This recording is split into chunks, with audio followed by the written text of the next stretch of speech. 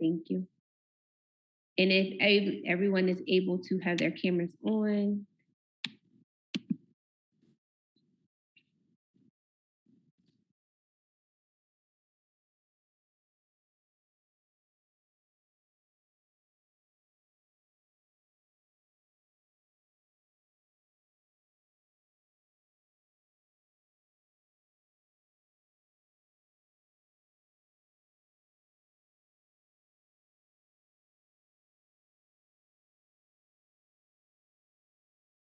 And welcome to the African American Task Force Education Subcommittee meeting this evening. I am Representative Ray Moore, and my co-chair is Representative Medina Wilson-Antine. Tonight is our last meeting to wrap up our subcommittee and all our recommendations on some of the topics that was chosen to be discussed as it relates to policies and practices and procedures that impact Black and Brown students here in the state of Delaware. At this time, I'm going to ask Alex to do roll call.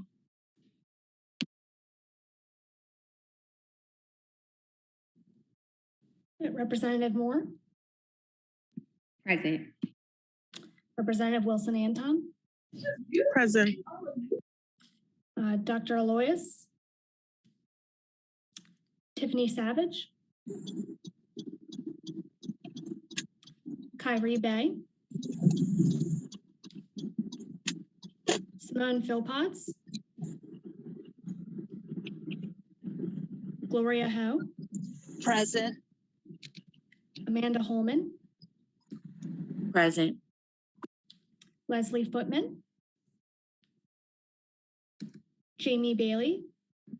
Present. Dr. Woods. Stephanie Ingram. Good evening. Present. Krista Davis. Present. Eric Anderson. Jermaine Solomon. Present. Dr. Pepikai. Present. Dr. Rouser. Present. Jennifer Cucci. Monique Martin. Present. Dr. McCove. Present. Dr. Harp. And Trito Kabachi Matego.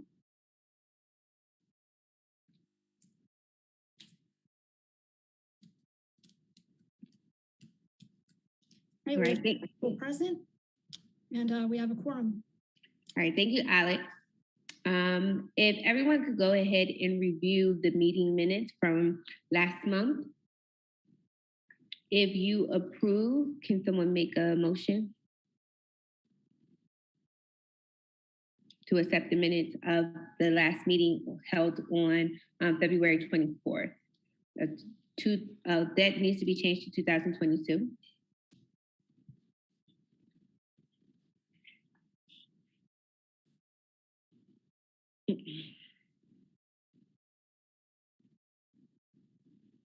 Thank you.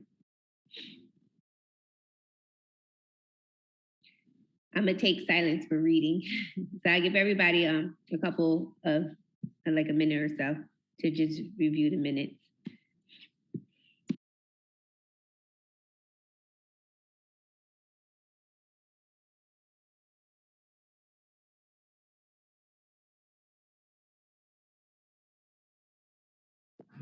Motion to accept the minutes. Do I have a second? Second. Okay, thank you. All right. This evening, we're just gonna go ahead and move forward with our agenda. If I can toggle between my screens here.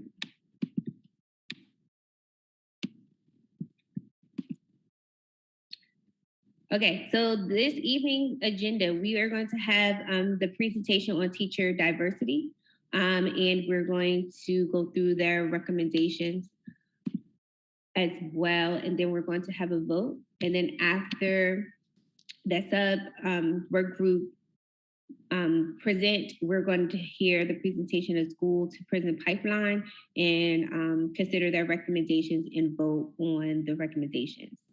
With that being said, I'm gonna go ahead and no further ado, the person who is taking the lead on teacher diversity, would you like to, all right, Stephanie Ingram? I'm not the lead. I have two questions. Question number one, we had a motion on the floor, but we did not vote as a group. Are we doing a voice vote or are you doing no opposition and we all just agree? We had a motion to accept the minutes as presented, but we didn't vote. Oh, tell me, thank you. All right, let's take a step back. All right, motion, all right. Alex, please do a roll call for a motion to accept the minutes. To vote on to accept the minutes.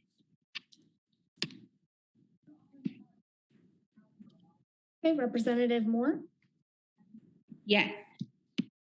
Representative Wilson Anton, Yes. Christina Loyes, Tiffany Savage, Kyrie Bay, Simone Philpotts, Gloria Ho, Yes. Amanda Holman, Yes. Leslie Footman, Jamie Bailey, Yes. Dr. Woods, Stephanie Ingram, Yes. Krista Davis, Yes. Eric Anderson, Jermaine Solomon, Yes. Dr. Pepakai, Yes. Dr. Rouser, Yes. Jenny Fukuchi, Monique Martin, Yes. Dr. McCove, Yes. Dr. Harp, and Charito Kavachi Mateko. Right, with 12 votes in favor, the minutes are accepted. And I'm on mute. Thank you. And now we will turn it over to go ahead and let the group on teacher diversity present. Thank you. Hi, everyone. Let me put my camera on. Excuse me. Okay, great. Good evening, everyone. We did share a slide deck, so I'm not sure if that's going to come up. Did you want to drive or did you want Alex to project it? Alex can project it. Okay, go ahead, Alex. All right, one moment while I pull that up. No problem. And we could go ahead and mark Charito present. Good evening. Okay, while she's doing that, we can introduce ourselves. So I'm Shelley Rouser. Good evening, everyone. I'm the Department Chair for Education Programs at Delaware State University.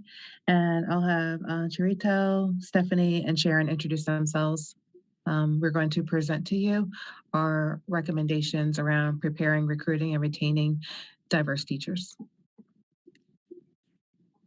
Stephanie, Sharon, Charito. I'm sorry, I thought we were going to go in order the way you called them the first time. Oh, yeah, it doesn't matter. No worries. I'm a fourth grade teacher and I'm also the president of the Delaware State Education Association. I am Charito Calvachi Mateko.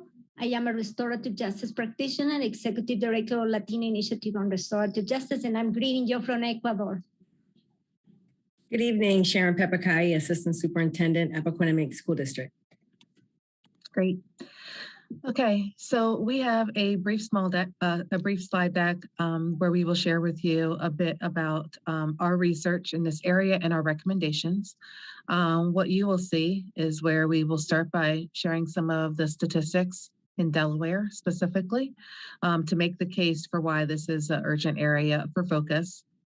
We'll speak to the significance of this, and we will speak to three bucketed our recommendations within. And those three key areas that you'll hear from, and we'll be jumping in and kind of tagging from one to another when we get to these areas. The three key areas that you will hear from us on are recruitment, preparation, and retention. So we will get started with that. We can go to the next slide, please. So you may or not be aware of this, but this is probably the most alarming of the statistics. We know that the number of diverse teachers in this country is not representative of the diversity of our student population. But probably one of the most alarming statistics that we have in this country is that only 4% of teachers are Black men. If you go to the next slide. Going to the next slide, you will see statistics specifically to Delaware. So, anybody know what the statistics are for Black male teachers? I told you 2% in the nation. Does anybody have an idea of what the percentage of Black male educators is in Delaware? You can just come off mute if you know. 1%. 1%? Okay. Nope, it's a little bit higher.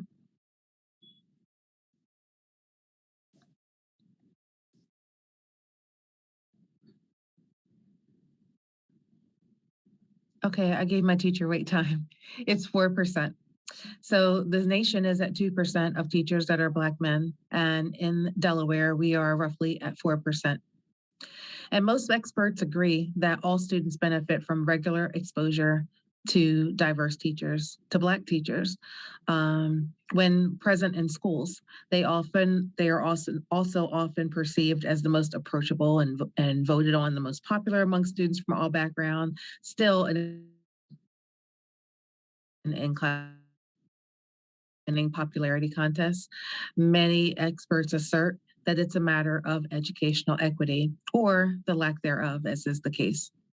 And it's well documented that Black students who are regularly cited for lagging behind their white counterparts academically actually perform better when they are taught by teachers, when they see themselves represented with their teachers. So to this point, there was a groundbreaking study in 2017 that was co-authored by Johns Hopkins University economists that found that just having one Black teacher in elementary school significantly increased a low-income Black student's likelihood of graduating from high school and even considering college. And for a low-income Black boy, the risk of dropping out was reduced by 39%. There's not too many instructional interventions that we've talked about in our careers that have that kind of impact. So the next slide, this slide here, actually, we can stay there. We can stay on the graph, excuse me. Shows some of Delaware's data, and you've had a chance to take that in. I'll give you just another few seconds to take in what you see there.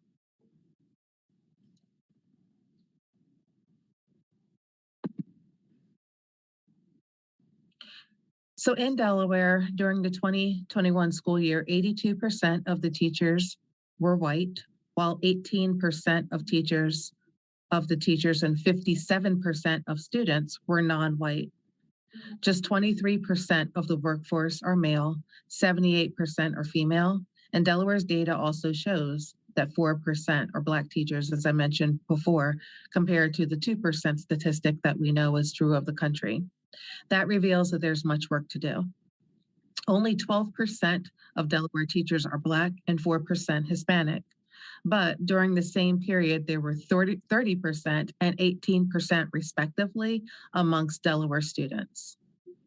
At DSU, by the way, where I'm the department chair, we have 49% of our teacher candidates are Black females and 13% are Black males, and another 7% are of 2 or more races.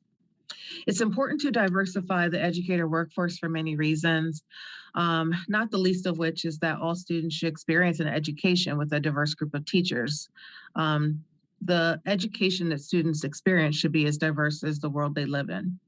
So without a deliberate plan of action, it's very likely, and I talk about this all the time, that a student could go through their entire kindergarten through high school experience never having a teacher of color, let alone a male teacher of color.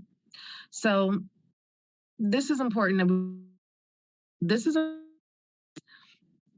an unintentional message that could be sent to our children that has the potential for really long-reaching consequences beyond high school around how children perceive themselves and how they perceive one another with regard to their own potential.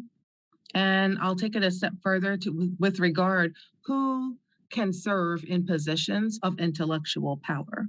So this isn't just a matter of having a strong teacher is good enough. This reflection of oneself in teaching is a really big deal. So it's something that we are going to have some recommendations around for us to begin to solve.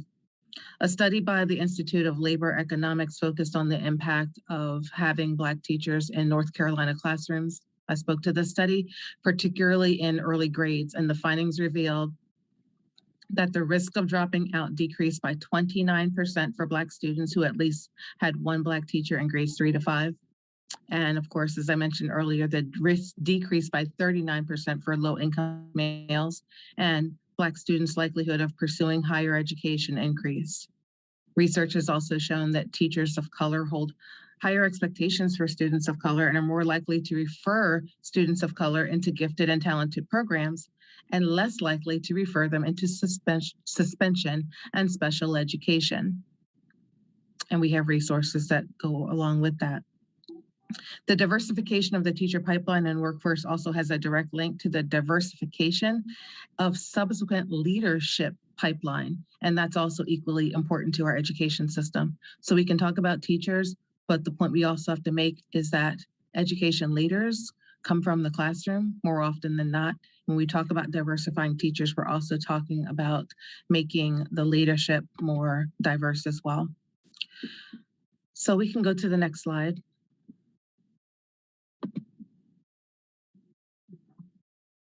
So here's a few statistics that are worth just recapping some of the things that I just spoke to.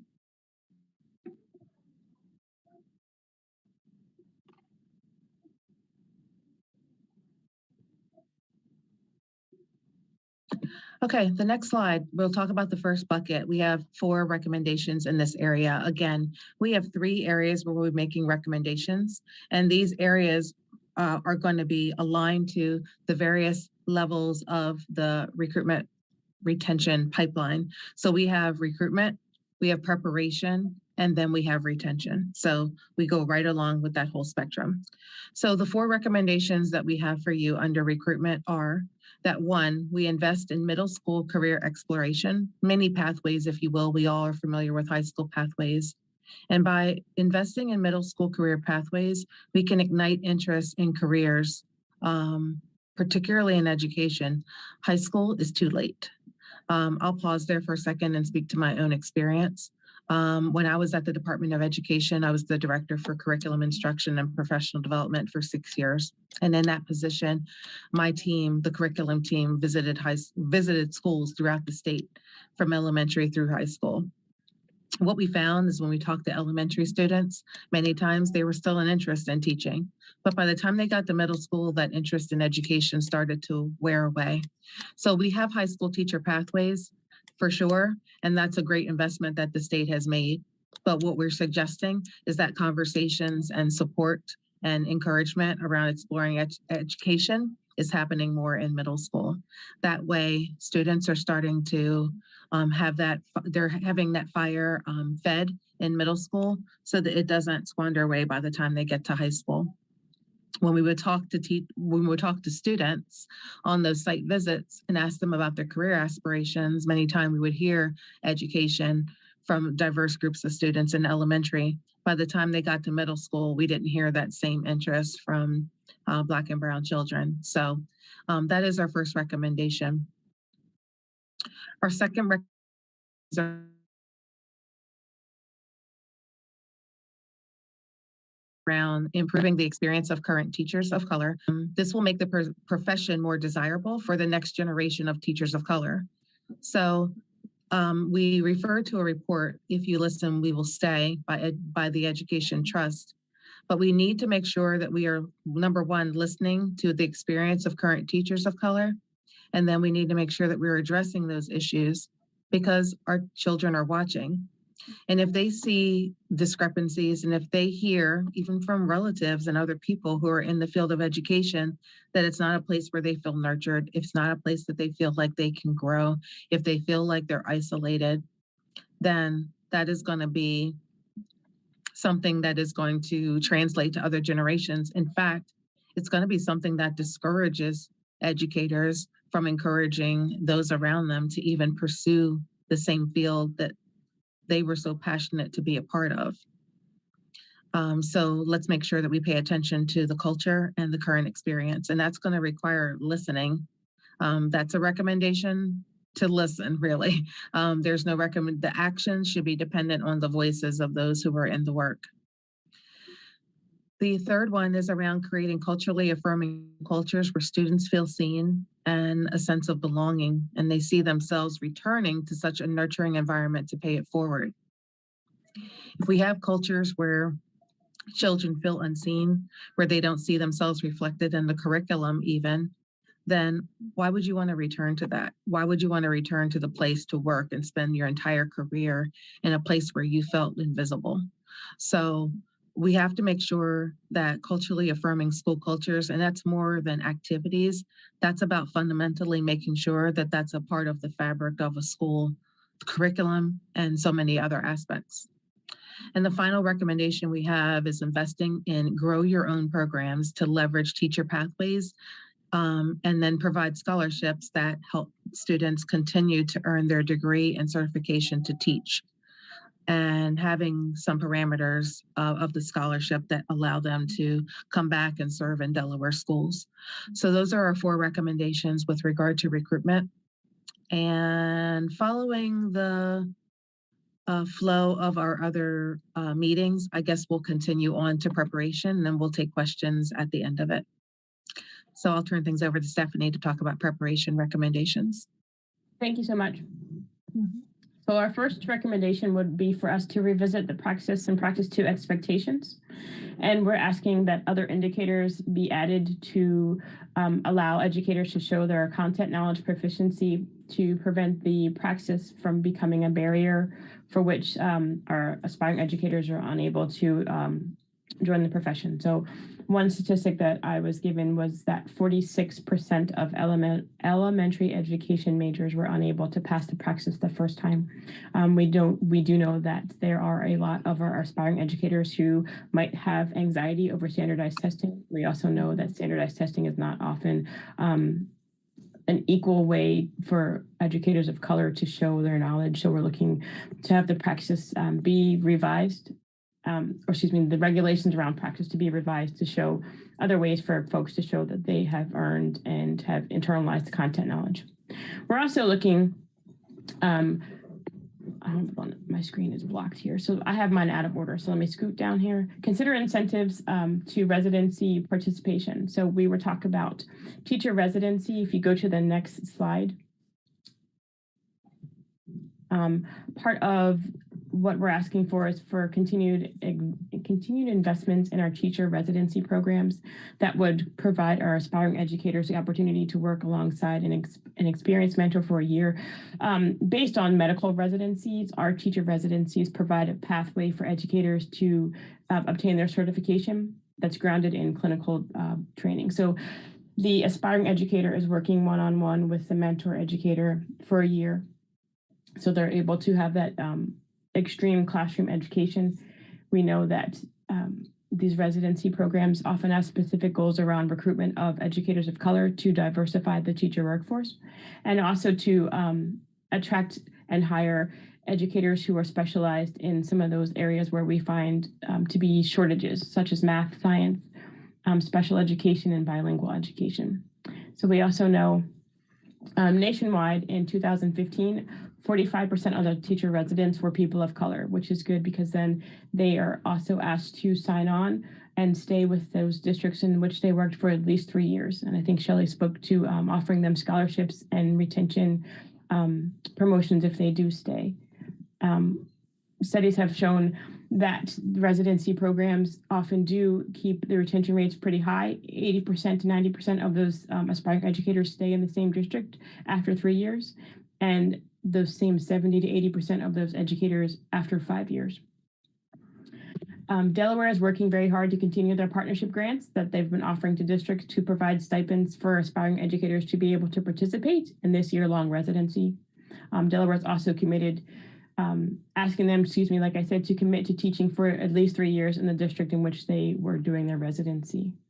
And then Delaware is also working to provide an additional, I think it's $1 million for the program to continue this year, the 2021-2022 school year. I'll go back now and talk a little bit about the Grow Your Own program. I'm sorry, my bullet points are a little bit out of order. So we know that we have 2 specific types of Grow Your Own programs here that we use in Delaware. We talk about teacher academies, which are focused on middle and high school students. And then we have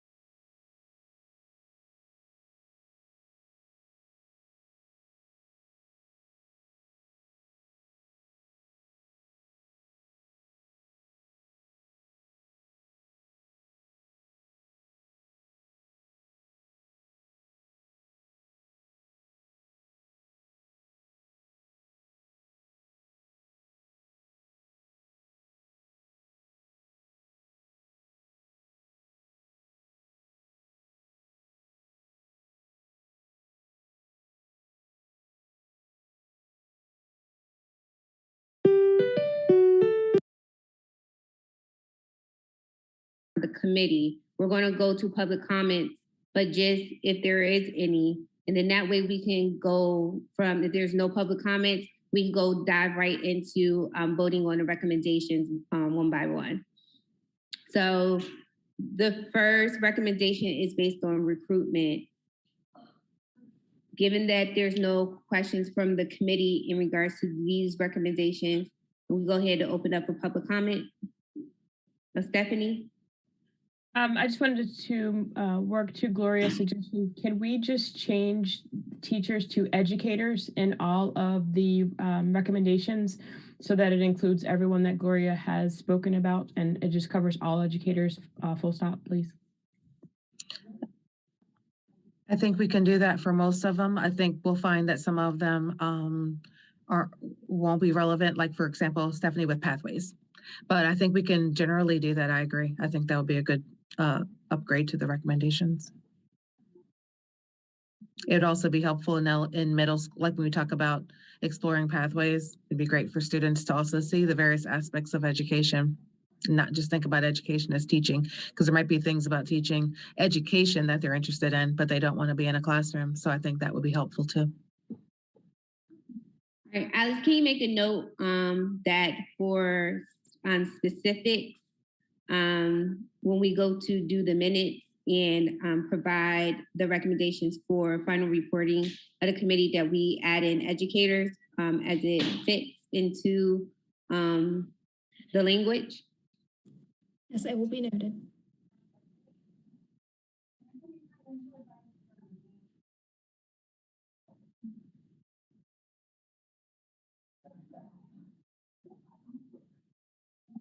I'm sorry, I have to do a mom thing, but can we open up to public comments for this recommendation?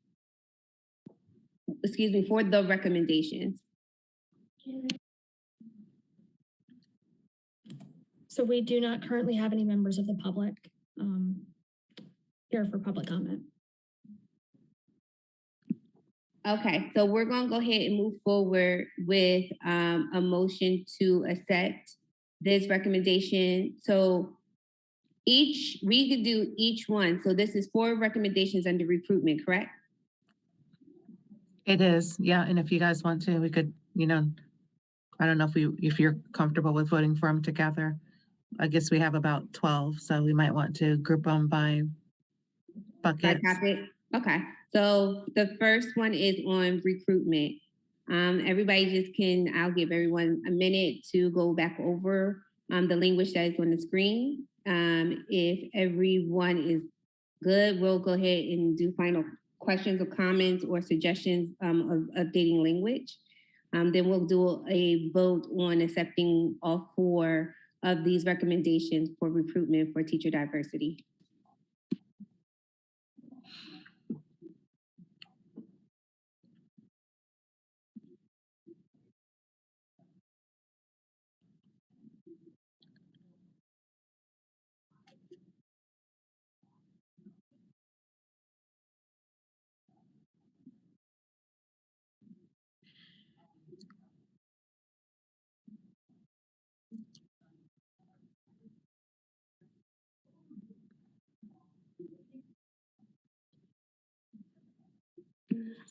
Okay, seeing that there is no hand raised, Alex, can you do a roll call on accepting all 4 of these recommendations under recruitment for teacher diversity?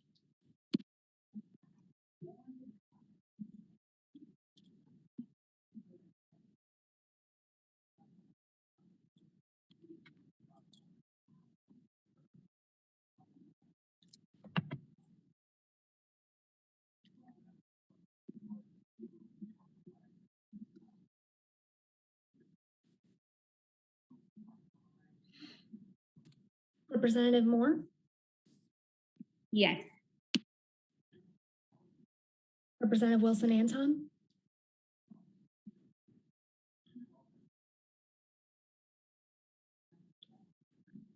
Christina Loyas,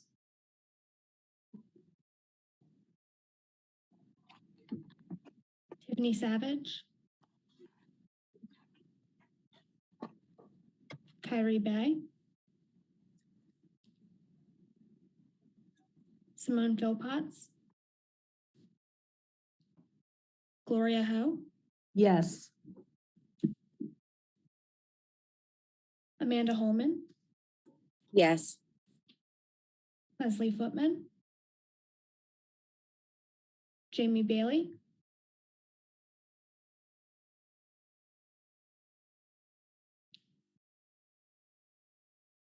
Dr. Woods, Stephanie Ingram, Yes. Krista Davis, Yes. Eric Anderson, Jermaine Solomon, Yes. Dr. Pepakai, Yes. Dr. Rouser, Yes. Jennifer Cucci, Monique Martin, Yes. Dr. McCove, Yes. Dr. Harp, and Sharita Kovaci Mateka. Yes.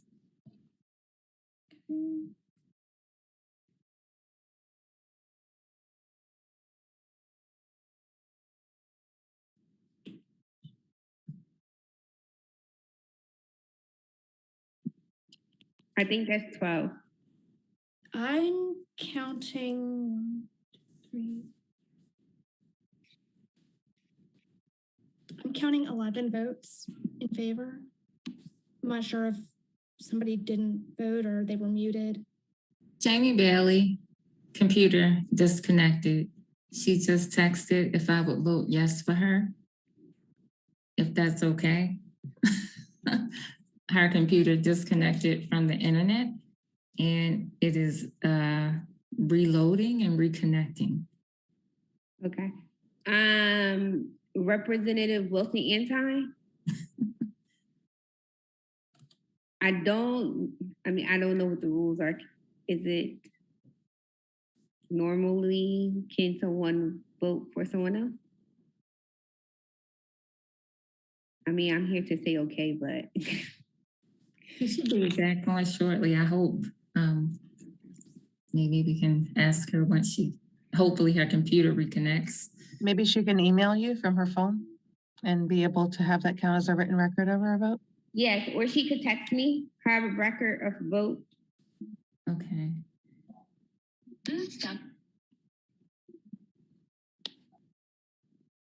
I can't put it in a chat, my phone number.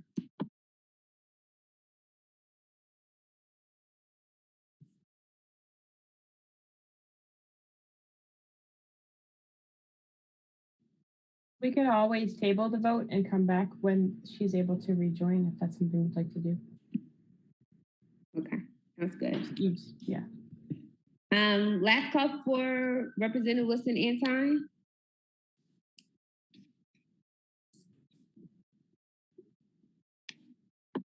Okay, we'll table the votes for them to return.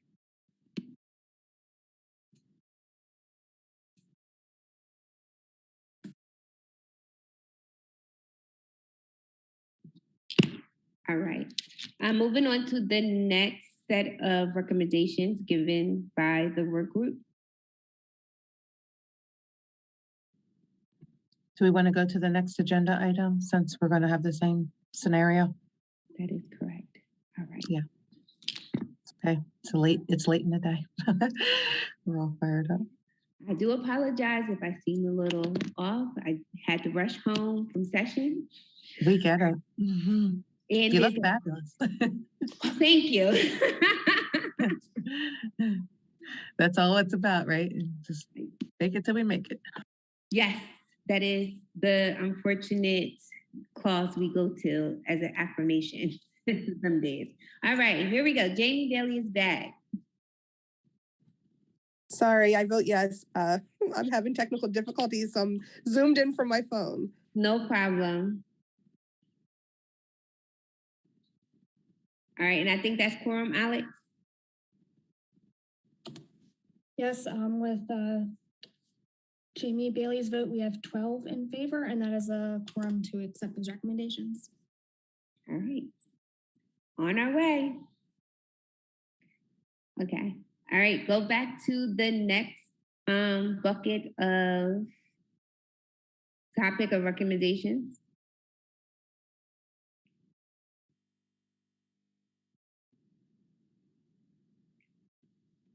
Preparation. There was 4 under preparations, correct? Yes, you're correct. Okay. All right. So the first 2 are on the screen. I'll give everybody a second to read over that. And is that the first? Go back 1 slide, Alex. Is this the first?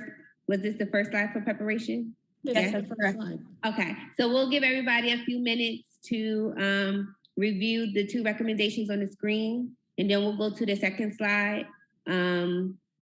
Review the first 2 recommendations on your screen. If you have any questions as you read over them, please raise your hand. I'll give about 90 seconds. And then we'll move on to the next set if there provided there will be no questions or comments or concerns.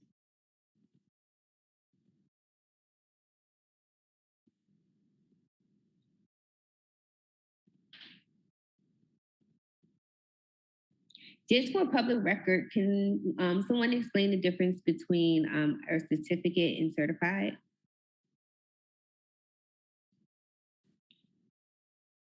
Yes. So I'm sorry. Well, I could describe certificate and licensure. Yeah, the certified and certificate are the same, but there is differences with certification and licensure. Did you want me to speak Just for to the, record, yes, just for record purposes. is it the difference between certification and licensure or certification and certificate? Licensure and I believe the word here, I think on the next slide was Is certificate? yes. All right, so certificate more deals with the areas within where you have ability to teach or lead. So you can, be certified in elementary education or secondary high school education, and those are the areas that are tied to Praxis 2. So you take those tests to get certified in a specific area that shows your expertise in that area. Licensure is going to be more of your permission to you're being granted to do that job. And so your license renews itself, your certificate stays. So once you're certified in an area, elementary education, I'm certified to be a middle school and high school teacher. I'll have that certificate in Delaware for all my life. But my license will be dependent on me meeting the requirements that show I'm still doing the activities that show I'm relevant and current in the profession. And that's where people do the 90 clock hours to keep their license active. I'm sure I'm missing some things there. And I'm sure Stephanie could fill in some gaps with that, but that's the biggest difference I can think of between the 2. So your information makes sense to me. Thanks. Okay. Thank you, Dr. Rouser. Okay. Sure. Provided there be no, okay, so because I don't see any hands raised on these 2 recommendations, we're going to go ahead and move on to the next set of recommendations for teacher preparation for teacher diversity.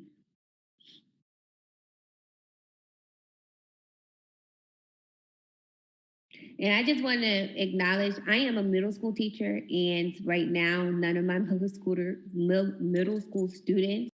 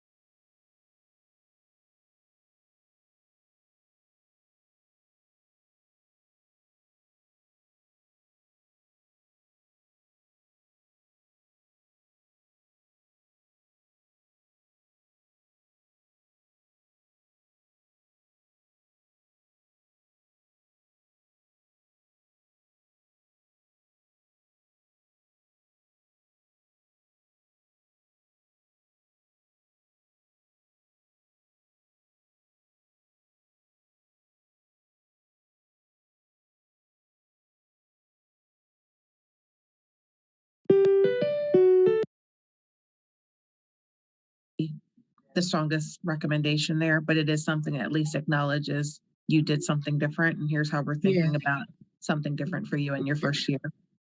That just definitely helps to clarify. Thank Okay. you for that. So then I guess my second thought is, should there be some wording around what the support would look like for that person that has done the year-long residency?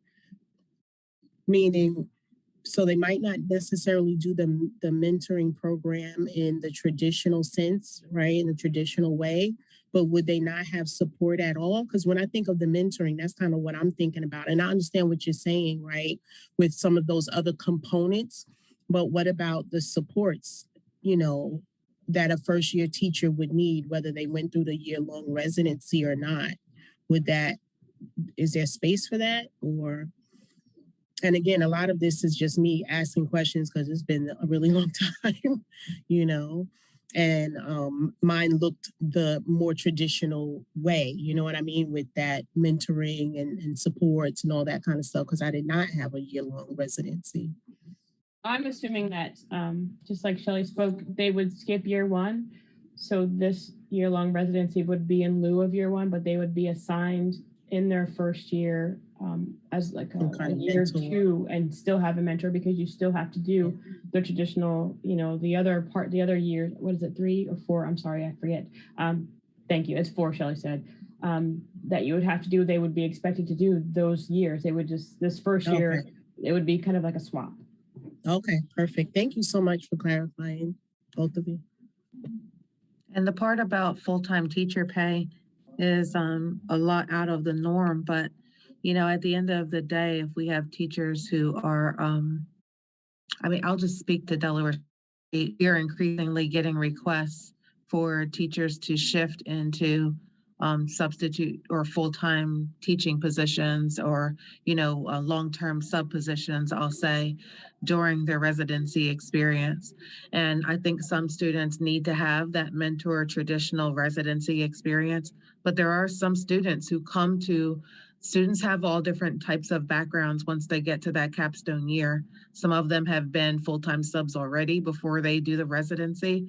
And so when you find yourself in the middle of a teacher shortage and you have somebody who's committed to teaching, why would we have somebody in the room as a long-term sub that doesn't have a background? And you have someone who, again, if they are showing proficiency, that can be in that classroom. That may not, again, be something everybody agrees with. It's not the ideal. It's certainly not the norm that we're all used to. But the bottom line is we have a lot of classrooms that are filled with long-term subs that have no. And unfortunately, I think that's hitting more of the schools where the kids need it the most.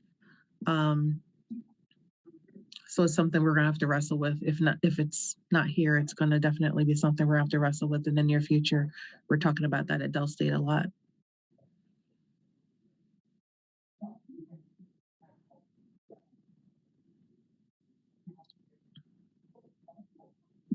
So would this recommendation just be for higher education to consider, or is it something that the state could actually do, or would it just become the state just fund this program, or make sure that there's people within the workforce?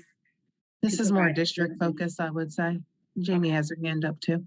I'd say this is more district focused, because when it comes to identify, or maybe I'll say district and higher ed combined, when it comes to identifying their proficiency, that'll be a joint endeavor. But when it comes to paying them as full-time status, that would definitely not be higher education. That would be paying for a full-time teacher salary. We would not be in that business, but and the mentoring program is a district decision too. Jamie? Yes, I had a question about, so if they were paid as full-time teachers, would they then be required to stay longer than 3 years, or would it still be the 3-year requirement?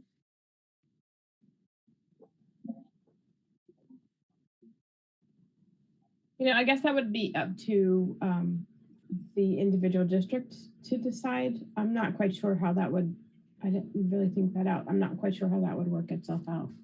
Yeah, Jamie, we actually were just talking about this today, and we weren't talking years, but we actually just talked about starting that year for student teachers to be paid as substitutes as well for that year long. So we are just getting ready to start that now. But that's a good question of the number of years that wasn't specified. I do completely agree with the mentoring program, because actually at University of Delaware, we have tried to request that for our residency as well. And it has not been approved yet, but I really do think since they're getting all that support in their year of residency, that they're able to then be classified as having that year one done. I think what we have to make sure of is as we're in, we have to make sure that our recommendations don't take things so far that a teacher is put in a position of being a long-term sub for the urgency of having addressing the crisis of a shortage, that they're not getting the support and mentoring that they need. So that's what we're talking about, is where we entertain those ideas. One, we want to make sure the student is ready, not someone who's on the brink and needs some support. Two, what systems does the district have in place to make sure that that student who's long-term sub has the support that they need, and a person to turn to, someone who's checking in with them, maybe not at the same rate as a mentor teacher would, but who is the point person who is assigned to that student, because you could have a short-term win of the year, but then you could have a long-term loss, because if that student has a horrible experience because they didn't have somebody to turn to, now they're leaving the profession altogether. So it's complicated, but I think we can work together to, find the sweet spot. I agree. I think it's definitely complicated. I do think that it could work, though, being a long-term sub. As a resident, I was actually with Expungement today to determine how we can use sustainability funds to host these residents as long-term subs. And just not to, I know this isn't the focus of the whole meeting today, but having them as long-term subs, having two residents share one long-term sub. So one's in the afternoon in the classroom, like as long-term, and still with the other half of the day with their mentor teacher, and vice versa. So they're sharing a long-term sub position that the district would not have to pay for, because they're using their sustainable funding to host the residents. Absolutely, especially if it's a true long-term sub where they're not floating and they're set to a certain classroom, then they're having that experience. And quite frankly, when we talk about students who are first-generation college students, if they can get to their senior year and make an income, that is a win also, because that is less debt that they are in if they are able to have an income coming in. So in that way, there's a lot to be considered there for us to think outside the box there.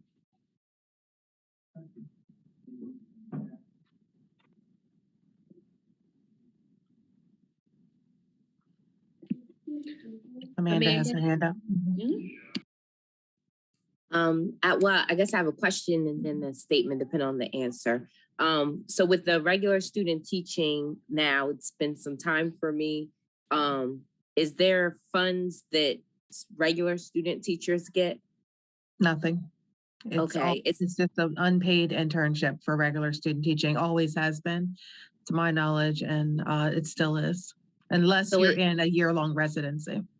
So is that something that maybe we can consider? Because I think that still is a problem for some if they can't afford to, be in a school for a semester, and when they may need to work for other reasons. That might be a reason that we have people who aren't pursuing the degree because they can't commit to the process of getting there. Even though it's not like a whole year, I think that semester for some is still a burden if they don't have the time to work and student teach full time. Yeah, it's not off the table. It's there's just a lot of energy around the idea of year-long residencies.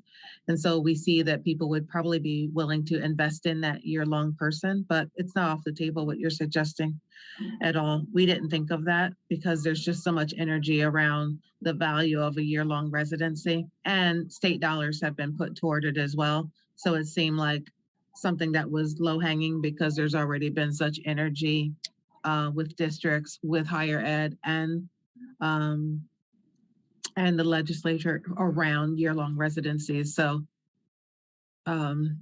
that just seemed to be already so much energy there that's where we focused the recommendation. But yes, you're right. It's hard. Our students have full-time jobs, and when they have to give that up, they, some of them feel like they have to work at night just to keep income coming in because they have to have a non-paid semester-long student teaching experience.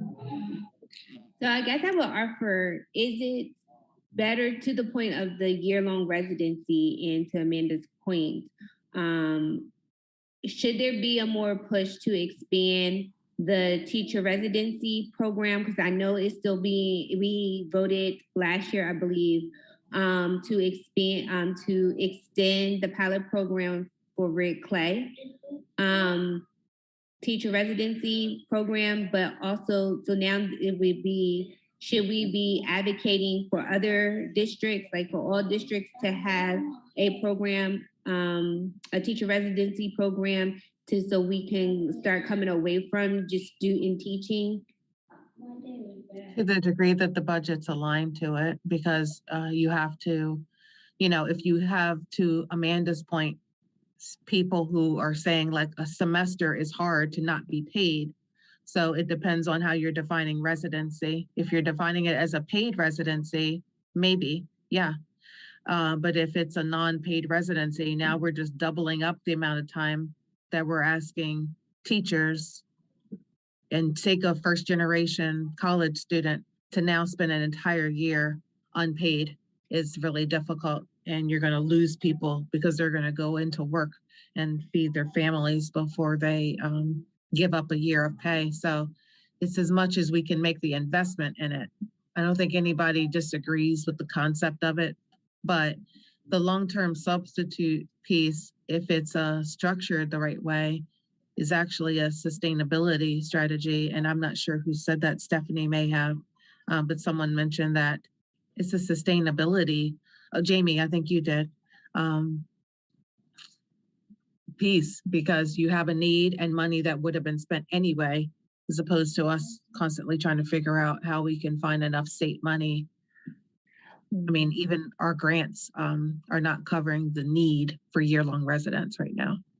They're giving some students the experience, but by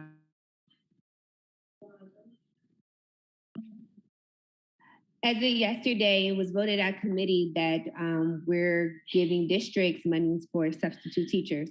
So that funding would be able, I do believe, and I could clarify and take it back as questioning for when it comes to the floor for a vote, would districts be able to hire student teachers using that funding? But it's guaranteed, that'd be guaranteed funding coming to districts for substitutes, paid substitutes. So they would have the option to hire student teachers and be able to pay them and still get their requirements, student teaching requirements. Is this the substitute bill that's allowing for substitutes to find their way into teaching, that bill? Yes. Yeah, I missed that meeting, unfortunately. So I don't know if that was the intent of that. It seemed like it was more like to create more people and create a separate pipeline for them. From what I heard, but maybe not. I could provide, I can take it back and ask for clarity. And if not, see if I could offer a friendly amendment to expand the bill a little more, because I think that this is a room for opportunity, and to the point of coming back and adding another bill when the need is already there, especially as you said, I was one of the ones who couldn't, I'm first generation college student. I couldn't, work overnight and do student teaching, which is why I dropped education as a senior and just went straight at English degree. So I do understand the that's exactly burden. what we're talking about. Right. Exactly. Yeah. So do you think that I'm sorry. Oh, go ahead. No, just that the only concern I have with the substitute bill is, and I have to look into it more, I wish I was there for the discussion, is that we might be smoothing out the runway to the profession for substitutes more than we currently are for teachers themselves with the bumps that we have along the way. So I just wonder about that, but I do not know the details, but I just we can wonder talk about. offline in regards to it, because that was one of my questions I actually had in committee yesterday.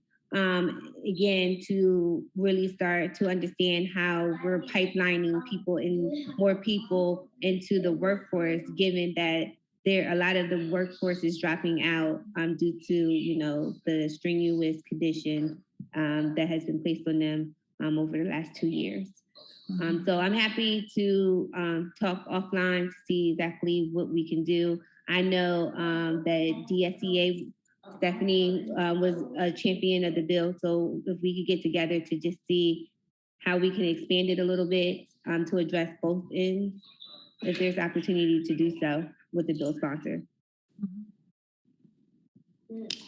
Representative Moore, I do like your idea of being able to use the substitutes funding for student teachers.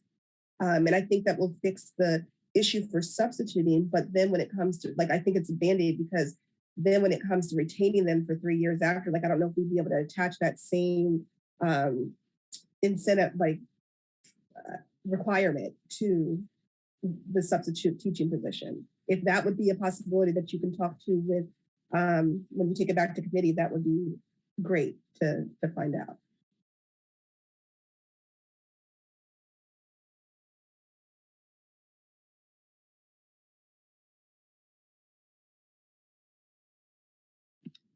I agree. I don't want to be hasty, and it may right now be a Band-Aid. It may need to take time to iron out a little more on it. I'm happy to take suggestions on how to do so as well, and some ideas. Can I just ask for clarification with the 3 years and mentioning the substitute pay? I'm got a little lost in translation there. So are we saying that right now, the residence program, they're supposed to commit to teaching 3 years? Is that what it is? Okay, so the concern is that if they get the pay, are they still committed to the 3 years? Is that? Yes, yes. Like, could we, go ahead, Jamie. Yes, like, could we tie that into retaining them in Delaware to teach, because they're receiving funding during student teaching through substituting? Okay, gotcha. Thank you. One of the things I do want to mention, and I don't want to get us off topic again, but the substitute bill requires the people that we're speaking of have a 4-year degree and initial certificate. So I'm not sure if the aspiring educators would fill that basket because they have not yet graduated and fulfilled all those requirements. But I also want to say on the second page of preparation, one of our recommendations is to continue to increase the investment in teacher residency. So that could be something that we are also looking forward to as well. Thank you for clarifying that, because I did get confused with the funding, because long-term subs are supposed to have the degree, I thought, and then the student teachers don't have it yet. So I didn't, that was confusing for me. So thank you. Yeah, the sub bill is requiring it. Okay. Long-term subs have different categories depending on their certification. So it's a little bit different the way it is currently laid out. So then for clarification for this, when it's mentioned the full-time teacher pay, do you mean the long-term sub amount, not like? It would probably be most likely, bachelor's okay. Level 0 or level 1, depending on how it was written, to be able to provide them with full-time teacher pay. Okay, thank you. You're welcome.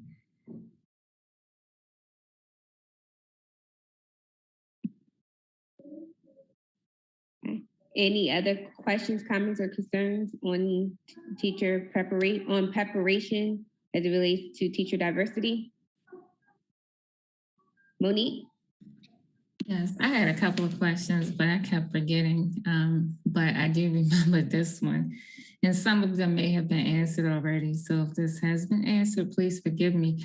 But when we were speaking about the substitute bill and also supporting the vacancies or anticipating the number of vacancies. And so having that legislation to support, did we consider possibly our para-educators in the pipeline, and the fact that, okay, for student teaching, you know, potential educators or future educators are not receiving compensation to substitute, they receive compensation, but then paraprofessionals throughout the state, with the exception of about 5 in Red Clay, lose benefits and pay when they begin trying to become a teacher in the pipeline.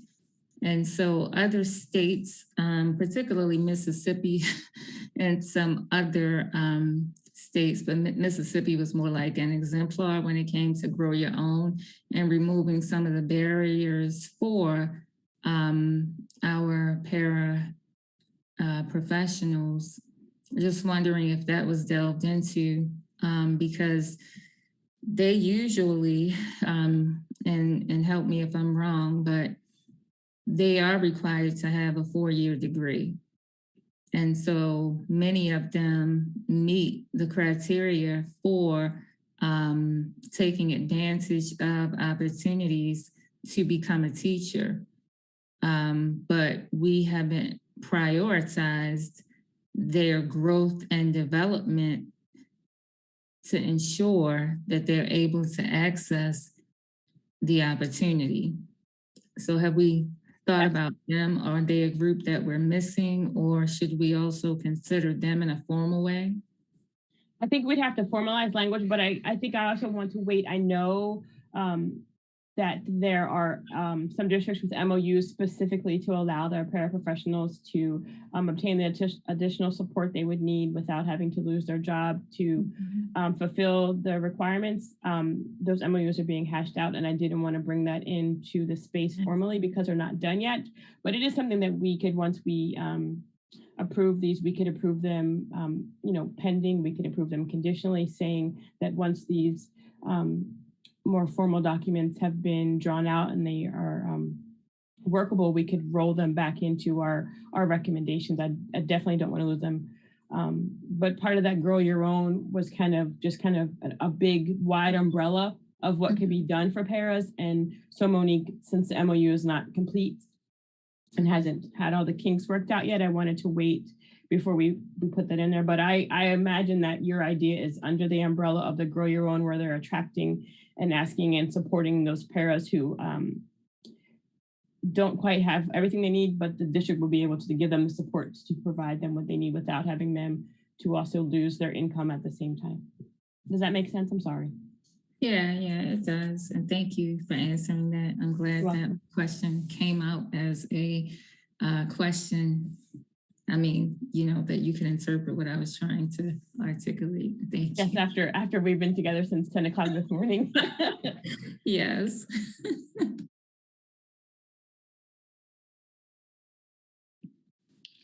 All right. Is there any other questions? Provided there be none, we're going to go ahead. Go ahead. I do have another question. Thinking about 10 o'clock this morning, something that we spoke about regarding the current legislation already in place to support a diverse, opportunities for diverse candidates. And I guess in the past few years, we went from 85% predominantly white to 82%.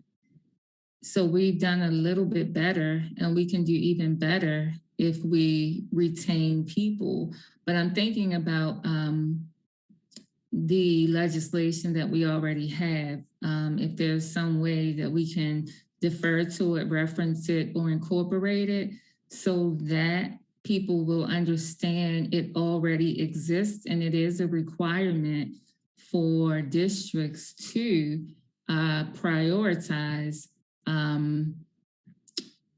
educators who are diverse. So that piece of it, I think we selectively omit as a collective. You're talking about the regulation 220, right? 225? No, well, 220 is one of them, but after 220, there was There's someone. actually like House or Senate bill that. That's it. Yeah. Do you know the number? I don't remember the number right now because I'm exhausted, but I'll probably be able to tell you in a couple of minutes. All right. You can text it to me or something. Okay. Thank you. No problem. Thank you. Okay. All right. So we're going to do a roll call on accepting these 4 recommendations for teacher diversity for preparation. Alex?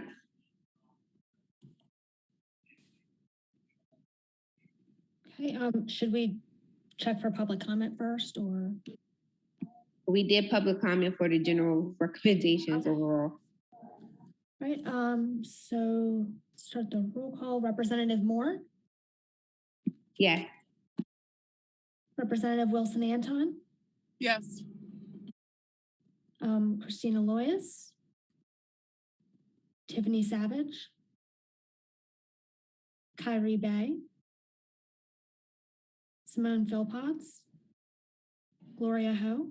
Yes. Amanda Holman? Yes. Leslie Footman? Jamie Bailey? Yes. Dr. Woods? Stephanie Ingram? Yes, I'm sorry. Krista Davis? Yes. Eric Anderson? Jermaine Solomon? Yes. Dr. Pepukai? Yes. Dr. Rouser? Yes. Jennifer Cucci? Monique Martin? Yes. Dr. McCove? Yes. Dr. Harp? Charito Kovaci Matego? Yes.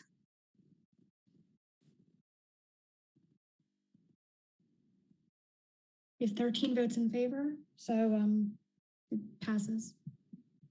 All right, thank you. All right, moving on to the next topic of recommendations, retention.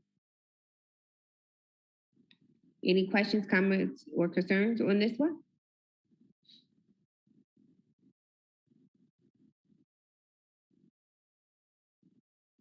And just to clarify, it's going to be noted that wherever it's teacher or applicable, it'll be changed to educator.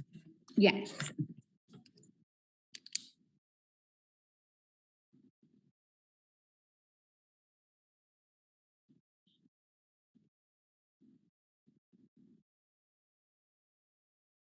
All right, being as though I don't see any hand raised, Alex, let's go ahead and take a vote to accept these 4 recommendations for teacher retention for teacher diversity. Representative Moore? Yes. Representative Wilson Anton? Yes. Christina Loyes? Tiffany Savage? Kyrie Bay? Simone Philpotts? Gloria Ho? Yes. Amanda Holman? Yes. Leslie Footman? Jamie Bailey? Yes. Dr. Woods? Stephanie Ingram? Yes. Krista Davis? Yes. Eric Anderson? Jermaine Solomon? Yes. Dr. Pepukai? Yes. Dr. Rouser? Yes. Jennifer Cucci? Monique Martin? I had a question. Is it too late to ask? Might be the same question I have. Go. I just don't want to get caught up on words. Go ahead. Shelley, go ahead and ask your question first. It might be. Okay, let's play a game here. Well, I actually have two. One of them is around creating partnerships with local teacher preparation programs. Who is creating partnerships? It takes two. It speaks to the district partnerships with I think local it's worth teacher us to higher put ed. that in there and make that clear. Okay, yep, that could be added. Create partnerships between districts And local teacher prep programs or something like that, because it's Yep. The only other thing I thought was if teacher prep programs are setting diversity goals, districts need to have diversity goals to hire them. That's the other thing I thought about, but I don't want to hang us up. Yeah, we can add that though. Can you go ahead and add that into the slide? I believe, do you have edit for their slide deck? Because we will have to do the It would vote just say over. and district in both of them. It would just say that teacher preparation program and districts set diversity goals. And up top, it would be partnerships between districts and local teacher prep programs. We were just moving along so fast before I knew it, we were voting.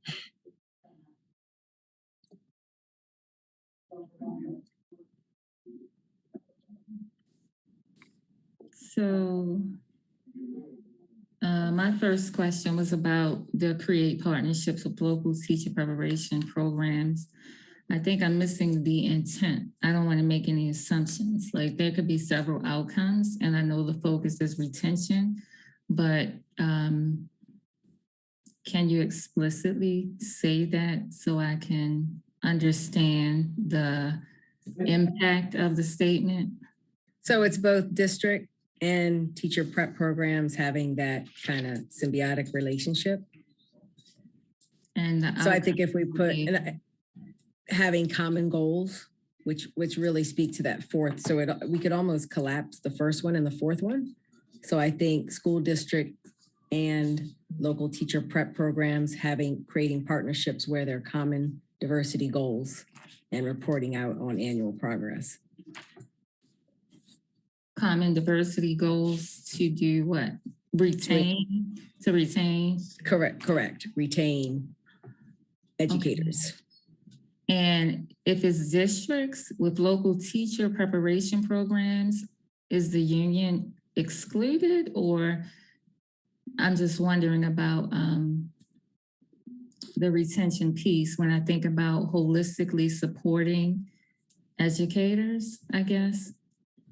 And having partnerships, like what would those partnerships look like with districts and teacher prep programs? But then at the table, I would think that the union would have a very valuable voice. Yeah, and when go ahead. No, go ahead. And I don't know how every district operates, but in our district, it's a partnership. So whatever decisions are made, the union is a part of that. It's not exclusive. Yeah, but we can state that as well. Yeah, that's why I didn't want to make any assumptions. Yes. But you're right. Yeah, out of the 19, that's ours, and I don't know the relationships in the other. Right, and then I guess that would impact charters because in policy, they're considered LEAs.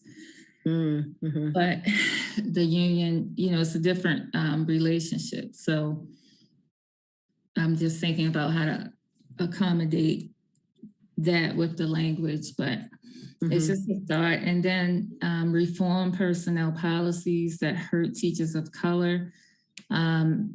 And then implement policies to help retain teachers of color. I don't know what those two mean. I think I know what they mean, but the reform personnel policies. So that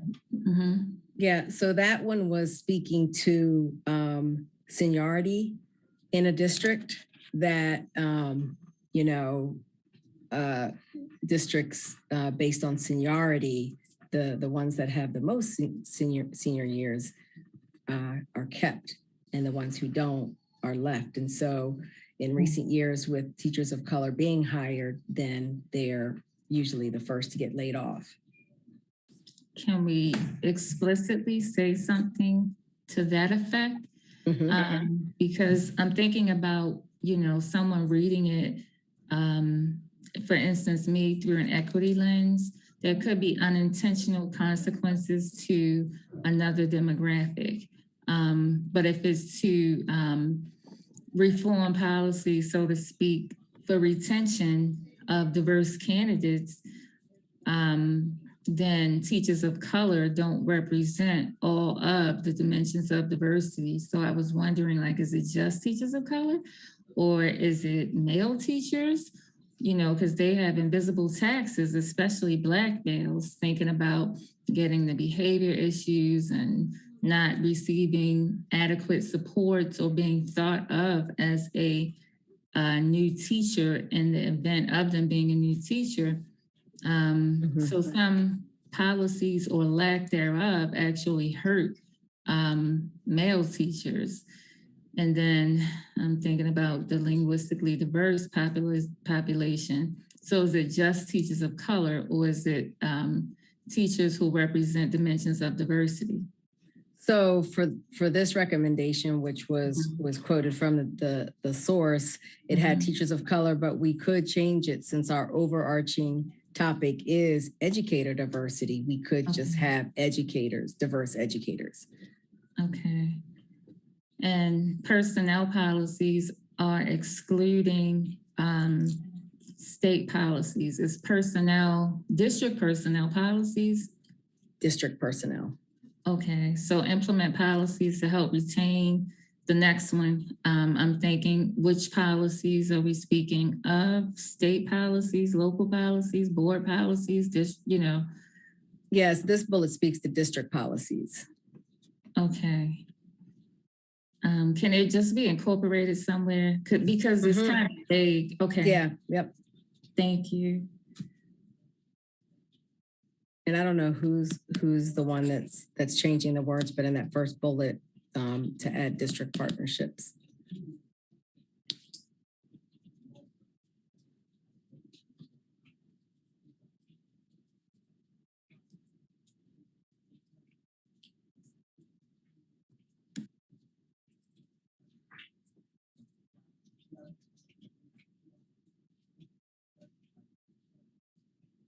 And I can get to the slides too, so I can add those words of district to have that clarification added.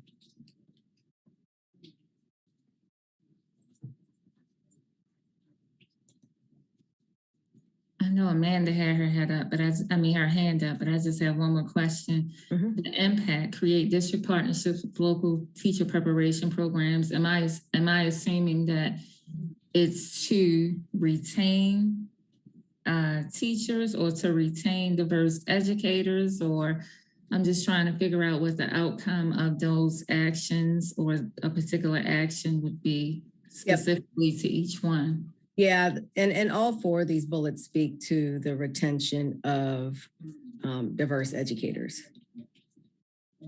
So we can add that on.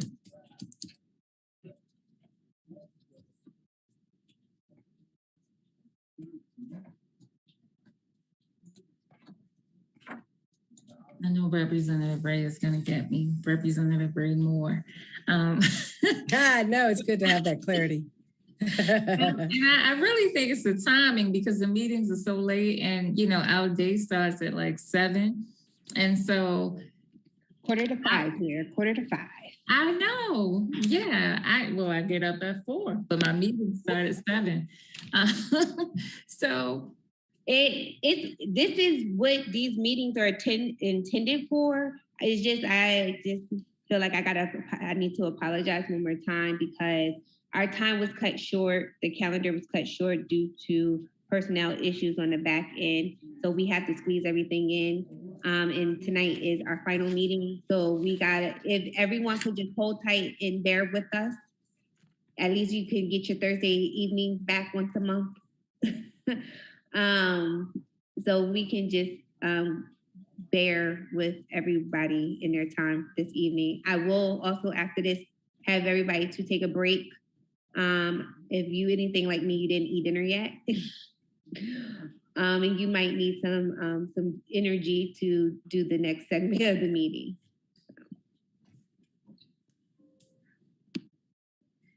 And I'm going in making some edits to the slide so I could send it to, is that Alex? So if we have to vote on it, I would have to say I wouldn't vote yes. And I know it was on me to vote, which is why I asked the questions, and I'm still not, you know, I don't know about voting yes because it's not clear to me.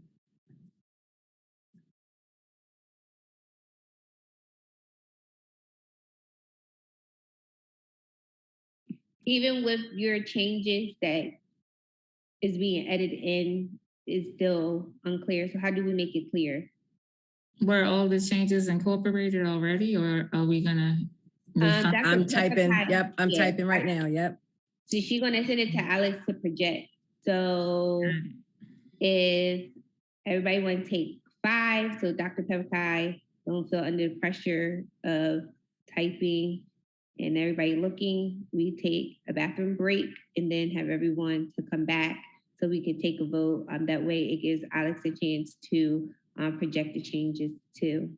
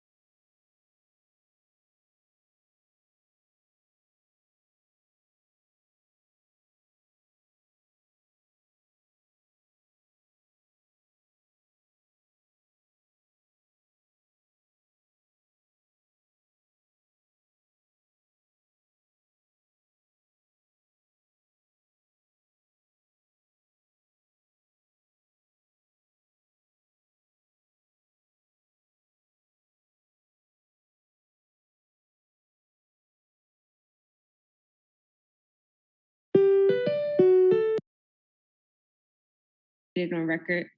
No? You don't want to know my questions. You want to email them to me? Issues with the word reform. The hurt diverse educators, hurt is a word that I'm not sure if that's the word we want to use. Create barriers might be better, because if we say hurt, then, I mean, I do think it hurts diverse educators, but it opens the door for me to speak about traumatization and re-traumatization. You know, the word hurt is a little different. But I believe they do hurt diverse educators. But I think it's not only personnel policies, but board policies, like really, and implement district policies to help retain diverse educators. I think that needs to be reworded, because I think it's going to be challenged. But I understand the intent.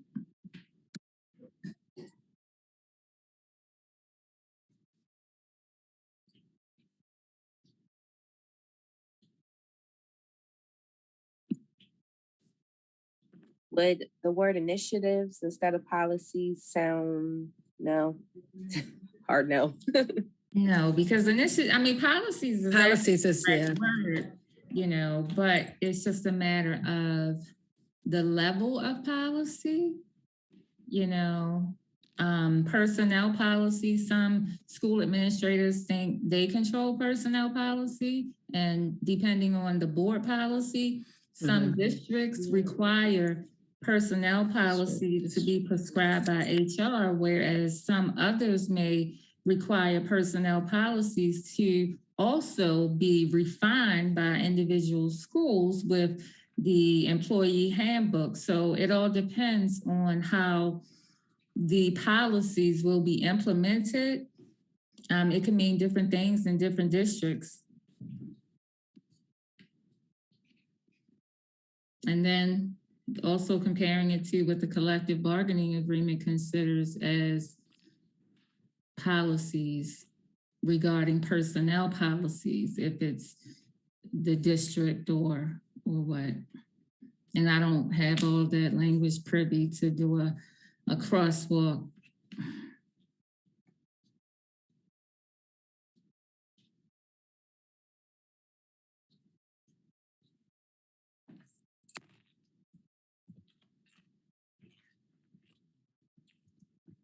Let's put that in there just because there are a lot of policies created with the board, and that just covers it.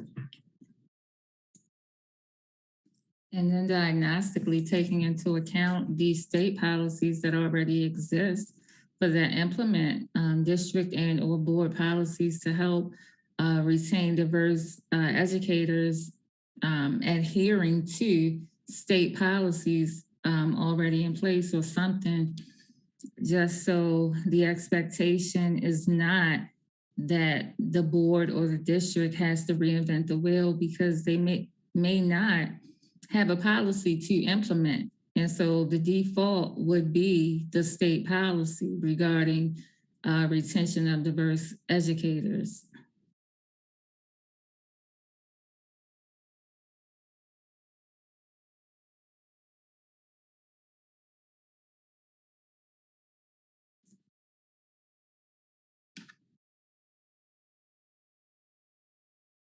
You said adhering to already existing state policy? Or adhering to existing state policy or existing state regulations and Title 14 education, something like that.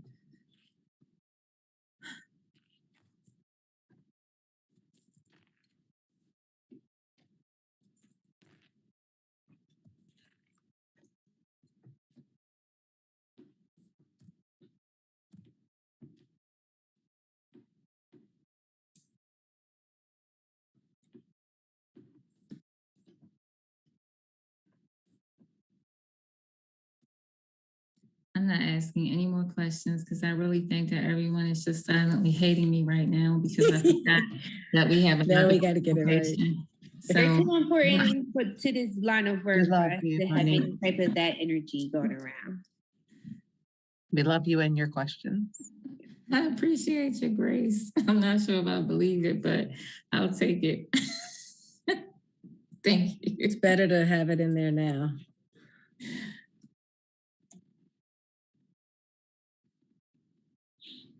I'm gonna just call you when I develop these bills to make sure the language is very on point, okay? Okay, I was behind the scenes with 198. All right.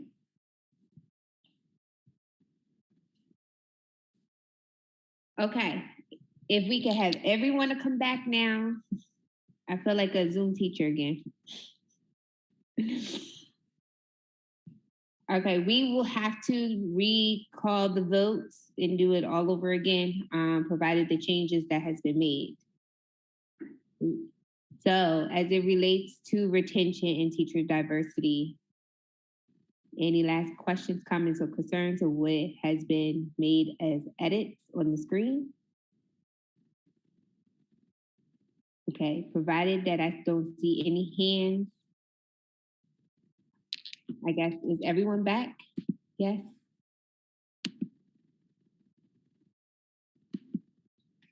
Okay, go ahead, Alex. I see most of our Zoom cameras are on. Assuming that everyone is back now, let's go ahead and do roll call. Okay,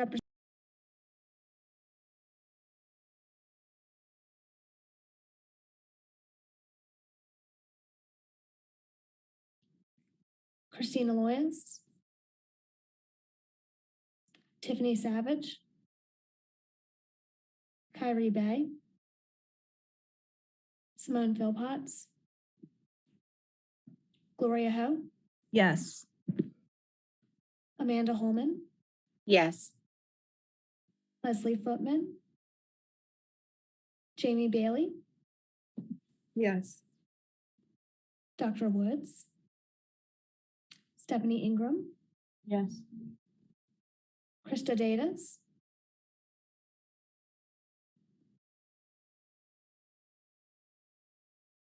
Eric Anderson,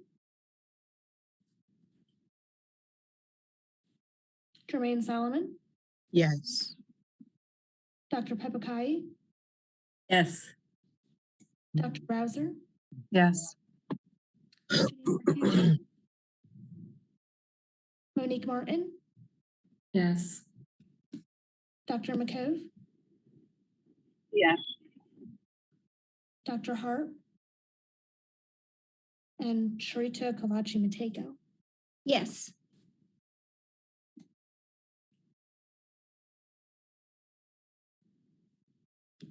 So I only have 11 votes in favor.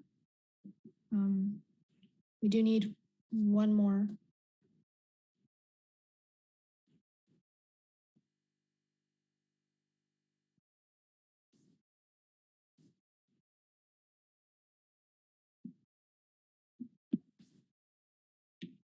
Other than Representative Wilson Antine, who else was missing from the roll call that was here before?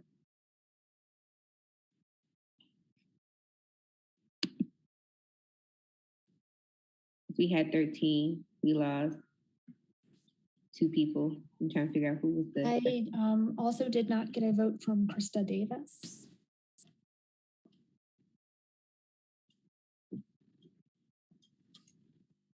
Do we have her phone number or file so we can call her or text her? Because she still is logged in. I do not, but I. We have her email. I don't know if that will work. No. No, okay.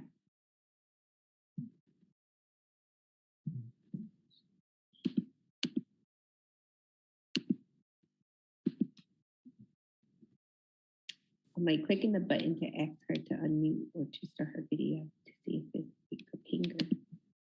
We can't send messages here.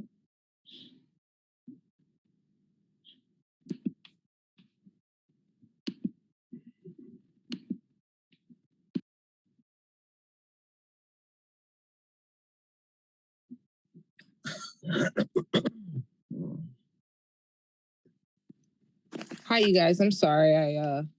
Baby's not a sleeper yet, so still No popping. worries.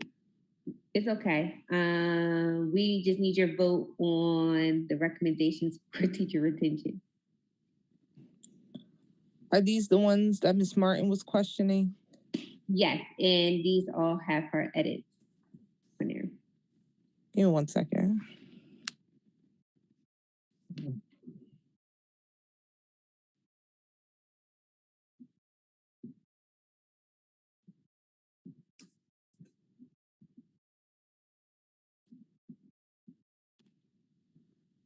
Did Ms. Martin co-sign these?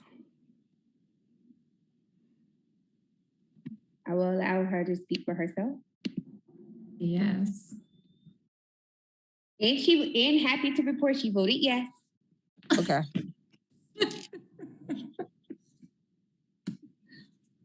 Okay, I'll vote yes. With Krista Davis's vote, we do have 12 votes, and the recommendations are accepted. All right.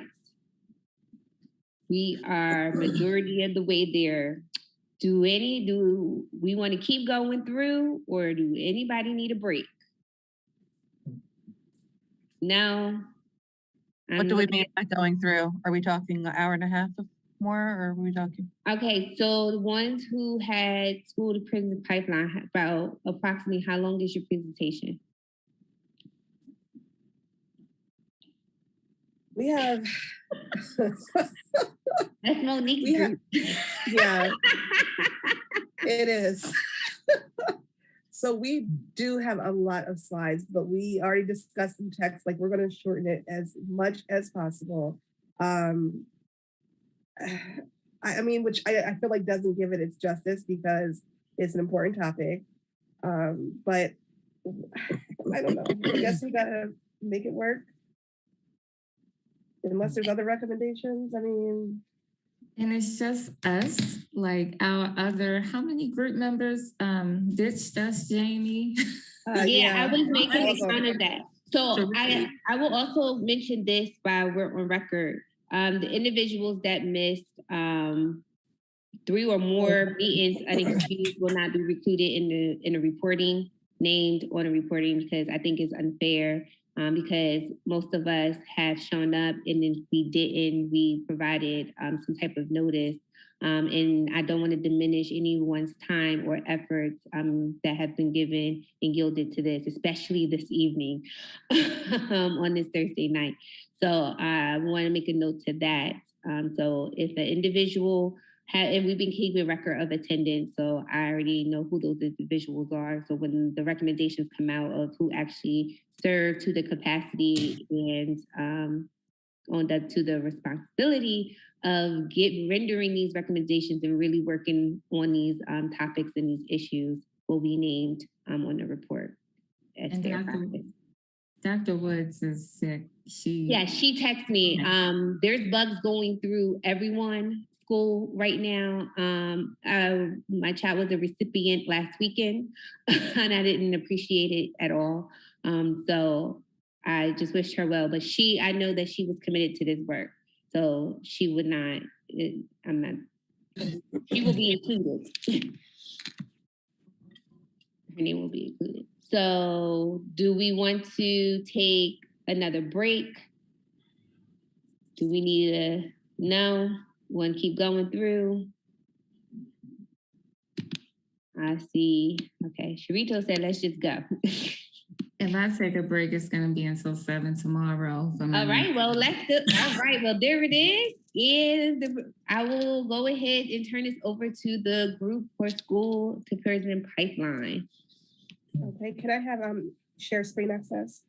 And this is actually one of the reasons why I got into education. I saw the data a couple of years ago, and it was really, really. Hey, stop.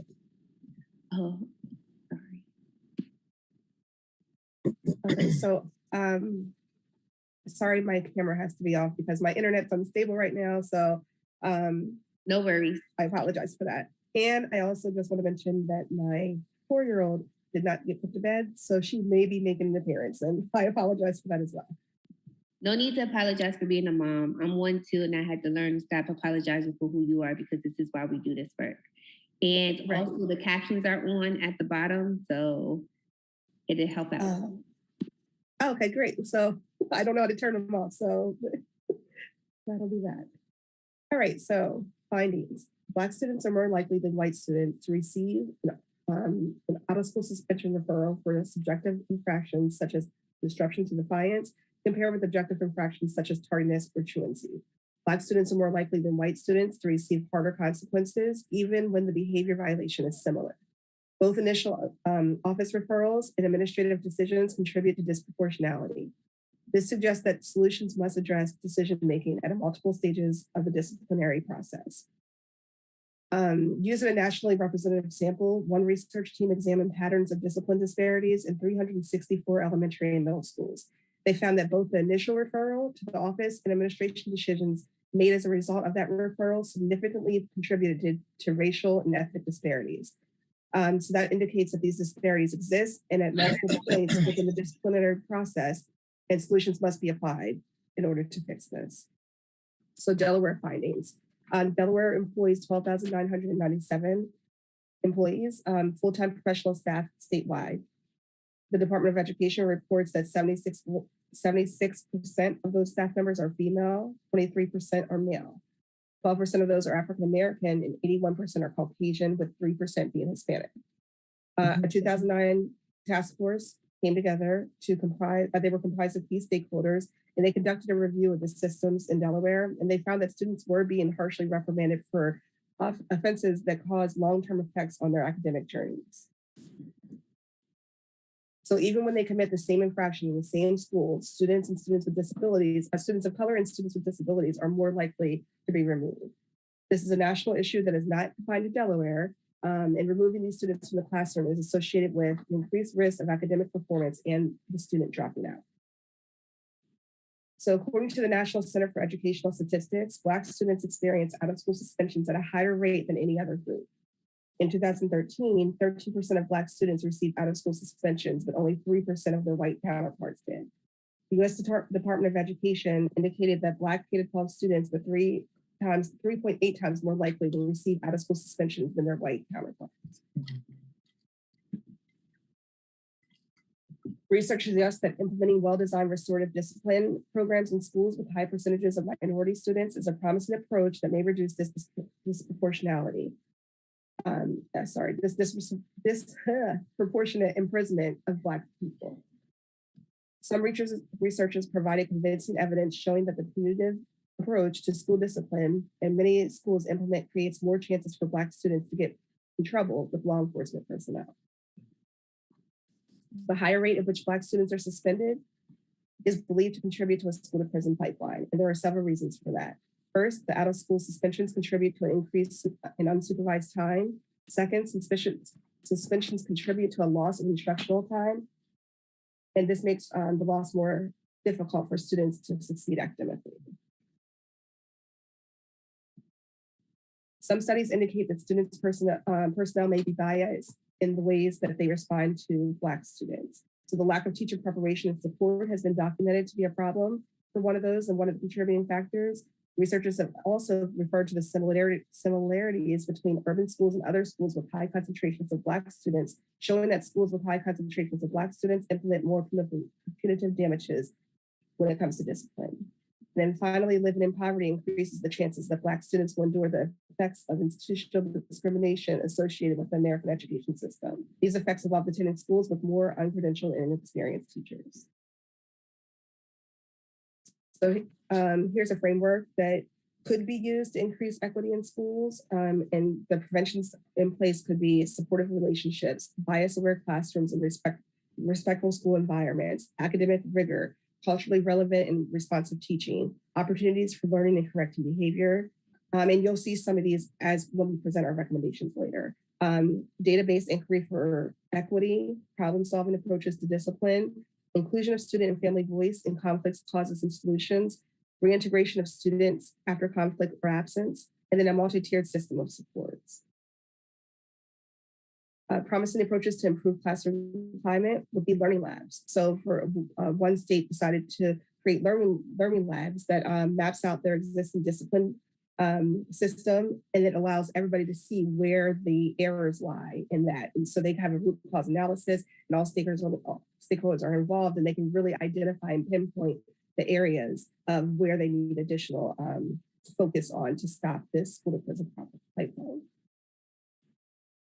So another state did, they used My Partner, it's My Teacher Partner Secondary, and it aids to improve teachers' interactions with students. So it really talks about, like, they film them in a session with students, and how they respond to a Black student and how they respond to a white student. And then they go collect that data to determine what they can do about the discussions that they have in their classroom. Because a lot of times the teachers aren't cognizant of the conversations that they have and how they're different with other students in the classroom. Monique? All right, so thank you, Jamie. What is currently being done in Delaware to eliminate the school to prison pipeline? And Jamie, you can just go, like, stay on probably 5 seconds or 10, and I'm just try to go through. Educational equity, we are not providing, and as a collective, the rigor for every student having access to an academically rigorous program. And so we're not meeting the needs of our students. We have to serve them better. I'm coming to this from the stance of an instructional lens, an equity lens, and a justice lens, along with being very efficacious about what our students can do. If we go to the next slide and talk about why educational equity, we know that literacy is a significant indicator of incarceration, and people forget about that. Right now, on the state website, if you should look at the Delaware average for literacy, it is 42%. Before the pandemic, it was 52%. That means that our students are having a 50-50, roughly trending at a 50-50 chance of being on a college track, being on a career track, being on a prison track, or being on an early grades track. And this is something that we're not talking about. This is a problem. This happens even before high school or middle school. The prison pipeline begins, some people say with conception, but there's data in Delaware to show that foster care students students receiving services through foster care, along with Black boys, are being expelled from preschool. So it starts in preschool. The preschool expulsion rates actually correlate to the post-secondary incarceration rates. And Dr. Walter Gilliam out of Yale University has a wealth of research on this specific topic. I'm not going to read the slides to you, but in the lower part of the state, there's double jeopardy under some of the legislation 616, the discipline bill that we have. And we have a discipline improvement program where we're supposed to implement restorative justice, but it's not being done with fidelity collectively as a state, and it's impacting our Black boys. And this is a problem. This is a crisis. This is criminal behavior that we're imposing. We can go to the next slide. We have to talk about what justice means. It does not mean that someone does something wrong and receive a negative consequence. Justice is accountability. And in education, for whatever reason, we are not sharing in the accountability. Our students, some of them don't feel as if we are welcoming them into spaces where they belong. And if they feel as if they don't belong, then we are traumatizing and re-traumatizing them because they are enduring racial stress, and not just one day. Think about 12 years of that burden. And so we start off with a very unjust system. And why justice? We the people. I need not quote the Constitution or the preamble or the Bill of Rights or any of that. And I often remove social justice from justice because justice is in the Constitution. Social justice is not. So justice is in the Constitution. And Gloria Lansing Billings keeps reminding us of that in education, just use justice. So moving on to the next slide, I'm just going to zip through the strategic intents from the state, because my part was what we're doing in Delaware. We're supposed to be elevating and empowering student voice. Even when we think about school boards of education in Delaware, some of them have student representatives, some of them don't. And our students don't have voting rights, whereas our regional states, more than one student may be represented on a school board, and they have the same voting rights that adult members of the school board have. We have to learn how to share power, or else our students will not be able to take advantage of the benefits that we're supposed to be providing them with. They won't have the agency and autonomy to do so, and we will be grooming them for prison, and that's a problem. Examples of disparities, specifically Black students, Jamie touched upon some, and here are some more. And I'll just go to the one that I highlighted. They're more likely to face harsher school discipline than their peers beginning as early as preschool. That's what we just talked about regarding the data and research, especially what Walter Gilliam has out of Yale University, is scary. So knowing yourself is the beginning of all wisdom. When we think about biases, and Jamie spoke about that as well. We can go to the next slide. And that's just a quote by Aristotle. And the next slide speaks about what biases are. And there's a resource so that you can, spend about 10 minutes to see what your biases are. But implicit bias, we don't know what they are. So we need to understand what they are. And explicit bias, we know exactly what we're doing. And the group before, I spoke about diversifying the educator workforce, which is so important. And retention is the best recruitment policy. And that's on the next slide, the strategic intent number 2. But when we speak about retention, we also have to think about retaining our students of color. We do not prioritize keeping them in school. Many of our codes of conduct and policies actually perpetuate them being out of school, which sometimes introduces them back into environments that are not conducive for them, to continue to learn. This is what the research says. And the last group already touched upon all these things, so we can move on to the next slide. And this is Christopher Eggman speaking about when he thought about becoming a educator. He's a Black man, a professor at Columbia University and an author. It was like returning to the scene of a crime because in school for 12, 13 years, school basically hurt him and did him wrong. And when we think about the environments that are culturally incompetent and that are culturally disconnected and that are culturally destructive, this is a landscape that we are creating for our children, and particularly the boys who look like me. So moving on, we have to cultivate culturally proficient leadership and responsibly implement and sustain culturally responsive teaching. And we can move on to the next slide. It just tells you a little more about culturally proficient leadership requiring courage and looking inward first. And we have to ensure that we have will and skill. And what I'm finding is there's a lack of will in many places when it comes to particular students that aren't necessarily valued or seen through an asset lens. They are always seen through a deficit lens, and our biases actually create tremendous barriers for them to overcome or move through as young people if they don't have partners, allies, and advocates and activists in the process.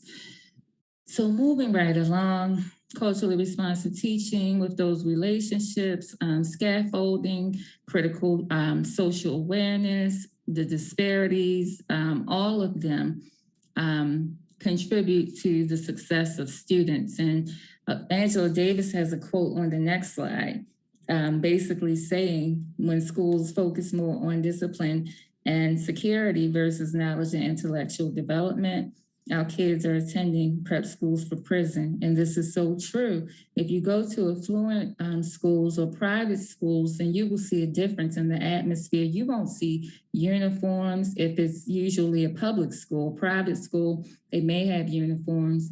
And you will see a sense of freedom. You will see liberation. But in our schools, it's more about control, compliance, and order versus intellect, creativity, and imagination. So we have, this is strategic intent number 4, designing equitable, inclusive, responsive, and that means culturally responsive and trauma responsive and socially just environments. And that's in the systems, structures, policies, classrooms, schools, offices, along with the school community and the communities at large. It takes a village to raise a child. And if the child doesn't feel nurtured by the village, they will burn it down to feel its warmth. It's that simple. We are the village. So these are dictionary definitions for culture. It's not anything groundbreaking, but what I like is the last bullet that speaks about the integrated pattern of human knowledge, belief, and behavior that depends on the capacity for learning and transmitting knowledge to succeeding generations. That's culture. That is a definition that's powerful because many of our schools have been traumatized, especially racially traumatized when we think about the intergenerational harm onto students and families and generations and genders.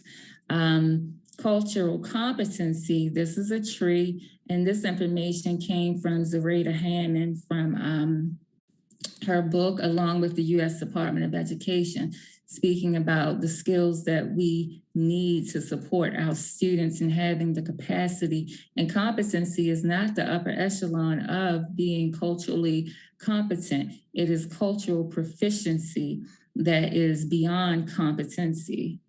And the next slide talks about, well, it just shows you many of the terms and how we keep playing a tug of war with what we need to do and what is the work. We pretend as equity and justice is an add-on, and it's not. This is what we have been hired to do, or this is what we have been called to do.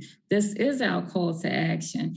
And as Dr. Newton said it, and may he rest in peace, on a video with NBC, he spoke about we have to do something for our students now, or we will lose them to incarceration and we will lose them to the graveyards.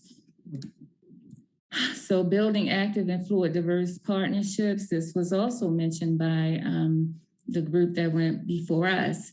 These partnerships actually have to be living partnerships, and they should mirror post-secondary goals through their investment along with family and community engagement. And what I find interesting is geographically, Delaware is located in a very unique place where businesses, Fortune 500 companies receive tax benefits, but I don't necessarily see that being translated, transferred, or benefiting schools. That is a problem. Because there are businesses keeping billions of dollars a year. They just pay a flat rate of $300 no matter what their revenue is in the state of Delaware. And I don't see them giving back enough. I absolutely don't, especially in Wilmington. Chase Bank is right there. I'm not even gonna go into that. Community partners, same thing. It takes a village. And then equity is all about the opportunity gap. If the systems don't work for our kids will create their own system. And it's all about opportunity or lack thereof. Many of our children, when I interview young males of color, they say they gotta eat too. And if school isn't preparing them or doesn't want them to be there, then they still have to eat even after school, and they try to create their own system to have access to opportunity. And many times if their skills were honed and done in a way that would not put them or subject them to negative consequences that could snatch their freedom from them, they'd actually be the Bill Gates and the Mark Zuckerbergs of the world. And this is what we have to get them to realize. And this slide is from the U.S. Department of Education, because people think that cultural competence and equity is all about, is something new. It's not. This is a graphic from the U.S. Department of Ed through a global lens of where students should be. And I know it's hard for you to see right now, but they developed this in 2017. Well, they didn't develop it, they refined it. But it goes from early learning all the way to post-secondary opportunities. And then the orange, it gives you recommendations. And one of the recommendations for our students to maintain economic competitiveness is actually to learn 2 languages fluently. We're not even there yet. This is a problem. We can't even master this language regarding literacy, being at 42% right now. That's just a disparity that I wanted to point out. So we have to incorporate global and cultural competencies and create a space where our young people feel as if they belong. And it's not just academic learning, it's social, emotional, and academic learning. And this slide actually incorporates language skills. And in the recommendation, you will see that literacy also includes language. The next slide is another quote by Angela Davis. Imprisonment is increasingly used as a strategy of deflection of the underlying social problems, racism, poverty, unemployment, lack of education, and so on. The majority of people who are in prison are there because society has failed them. That quote. And so in Delaware, we have to leverage these particular codes to support our students. And we spoke about them before. And Representative Moore, I am so sorry. The legislation that I was trying to remember is right on this slide. So it's the first bullet, the Comprehensive School Discipline Improvement Program. I do not know that districts are implementing that with fidelity, and that was passed, I believe, in 2018. And it was passed because of the destructive pattern in Delaware delivering so many students to the prison pipeline. And the other one is 220, and we've already spoken about that with the district success plans and student success plans that are supposed to demonstrate strategies and include monitoring and benchmarks along with metrics that we monitor along the way, and recalibrate our planning to ensure that we continue to meet students' needs. So these are just some questions that we have that we need to think about from preschool to post-secondary outcomes. And, you know, when students turn 18, they do not have the developmental capacity to think as a full-grown adult. Up until the age of 25, they still need the village. And remember, if they don't feel the nurturing of the village, then they'll burn it down to feel its warmth. So it takes a village. We have to continue to support them.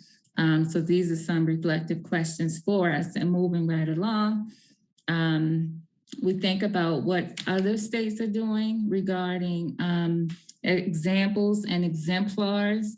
We have some examples of where things have been put in place, whether it's policies, practice, or a combination, and they are having successful outcomes. And if we move to the next slide, we have, are we there yet? Possible recommendations? Oh, yes. So I will read these to you because it is small. We talked about literacy, focusing on enriching and increasing literacy, including reading, writing, listening, speaking, and language, and include literature bases authored by and reflecting those who present dimensions of diversity and representative of more than the dominant culture. And when we say dominant culture, we mean the American white dominant culture, to be explicit, and provide wraparound services to support the holistic needs of caregivers and families, and preschool, K-12, and young people pursuing post-secondary opportunities. Again, they need us beyond the age of 18. Consistently implement evidence-based interventions to eliminate disparities in alignment with identified root causes with fidelity and responsive multi-tiered systems. and implement ongoing comprehensive cultural proficiency, professional learning and development, and coaching with timely feedback for educators, along with correlating systems to monitor formative metrics to inform planning. We can't rely on summative measures at the end of the year to say, oh, we failed our students, because I know we're not saying students failed. So we failed our students. No, we have to go and pace ourselves incrementally. In September, we have to understand, okay, what's happening since the beginning of school? What are the diagnostics? And then September, October, every month at a minimum, how are we going to recalibrate ourselves and inform what we do next based on the metrics that we are monitoring? And it shouldn't just be educators. It should be a diverse group of people, including families and sometimes including students. And that's that continuous school improvement that we need to have that is required in 220. Responsibly implement culturally responsive teaching and practices and build the collective capacity for culturally proficient and responsive leadership. Prioritize diversifying the educator workforce and access to post-secondary opportunities that embrace an inclusive global lens in an array of industries. Our kids need to see themselves represented in the world, because although the term minority does not define a group of people, because we have the minority house leader in the U.S. Senate, Congress.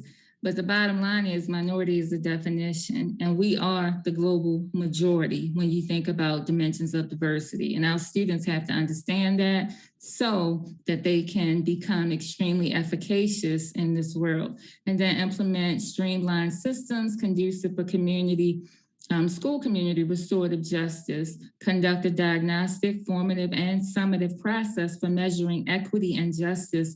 And right now, there are such things called cultural audits. There are also such things called equity audits. And these tools are in place so that we can understand the hostility or welcoming in our environments that are causing harm, significant harm, and traumatizing and re-traumatizing not only our young people, but our families, along with our diverse educators.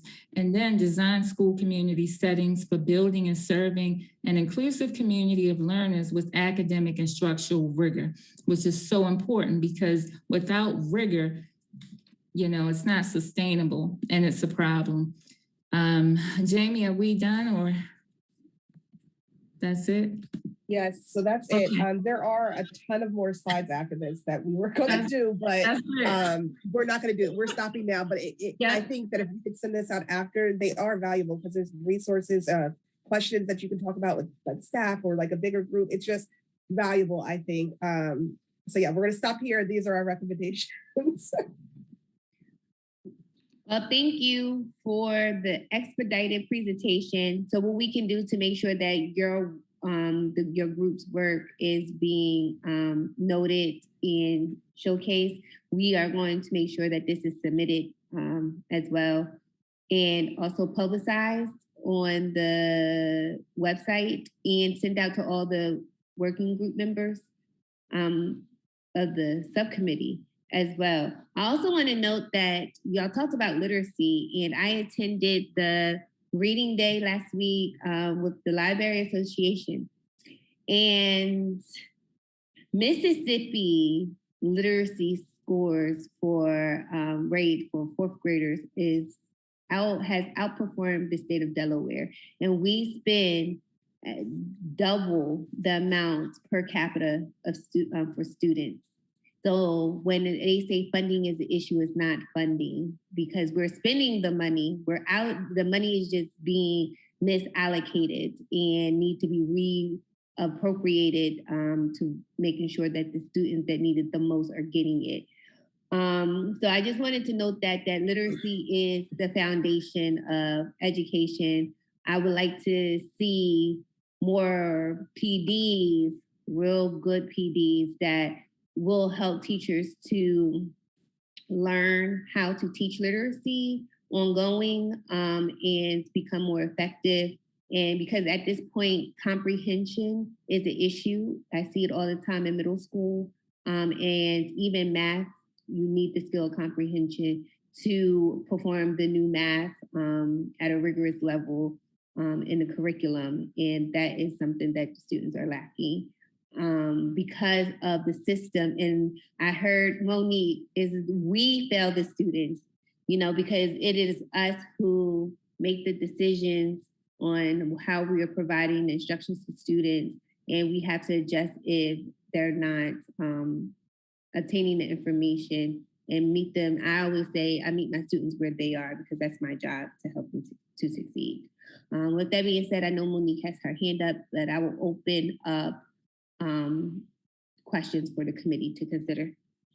So you hit it, Mississippi. I don't know if you remember when we spoke about, when the last group was speaking, and I said, for example, like Mississippi, there's grow your own pipeline. So when we think about what they're doing right, that may not necessarily just be about throwing money in different places. They were very serious about creating a pipeline that included and prioritized their substitutes, their paraeducators, and teaching them how to provide instructional delivery that is culturally responsive. They took that very seriously. So building that cultural competence is extremely important. And Mississippi has, we know that the highly impacted areas have been trending with the urban environments along with the rural environments.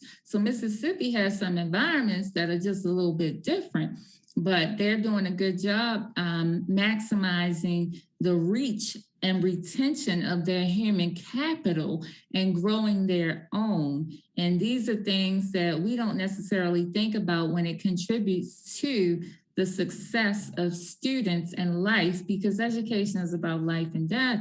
It's not about going to the next grade or those short-term outcomes that we want to believe. And literacy is huge, and numeracy is actually a part of literacy. And right now in Delaware, the numeracy rate is 26%.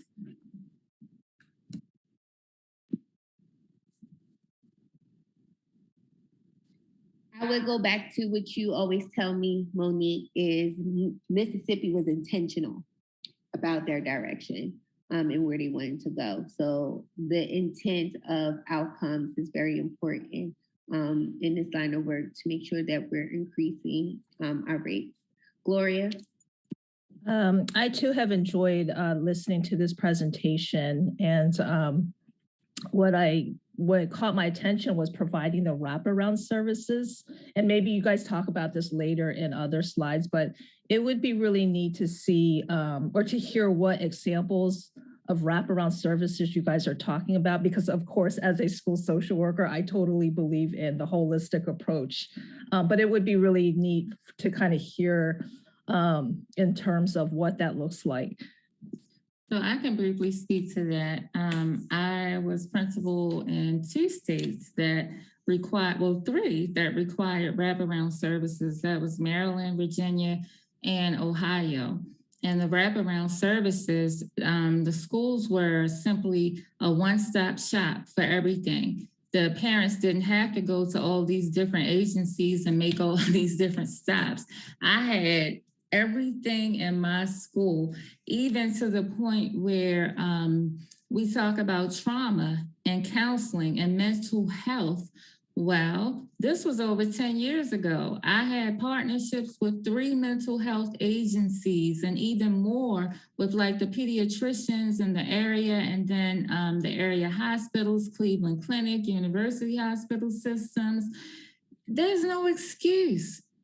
I don't understand why we don't have more partnerships. And all we have to do is ask. I've never had a partner tell me no. I would say, my community is in crisis. I need your help.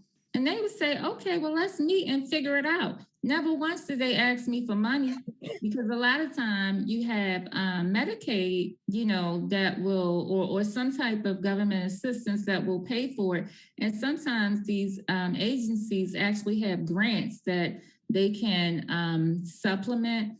And we also received, we had doctoral students who were able to serve. I mean, yes, the family has to sign a release and other forms granting permission, but it was very few that said no. And then when they saw the progress of others, they said yes. And part of those wraparound services is even expungement workshops for families.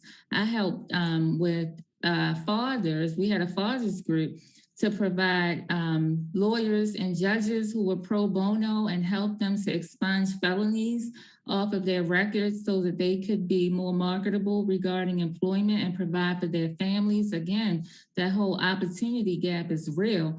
They got to eat. And so if I can't get a job, then I need to create my own system so that we can prosper. And not only, you know, I don't want to speak as if it's deficit and everybody had a felony, because they didn't.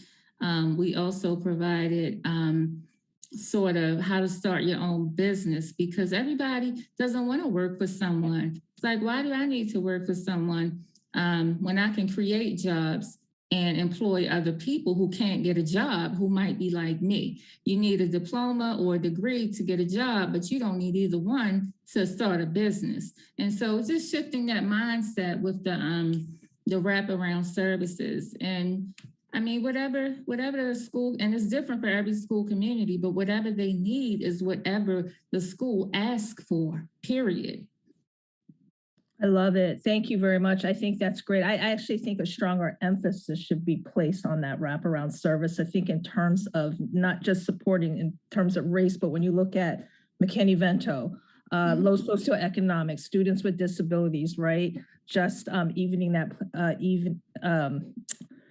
the playing field. So thank you. Again, I would love to see more emphasis on that. So, and you hit the nail on the head. So thank you. Oh yeah, you're welcome.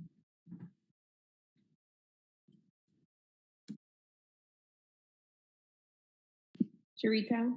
Yes, I just want to mention that how it can look like. It's like a smaller school in Philadelphia 20 years ago, where they partner with the Latino organization that provide the programs. And what they did is they have personnel in the school.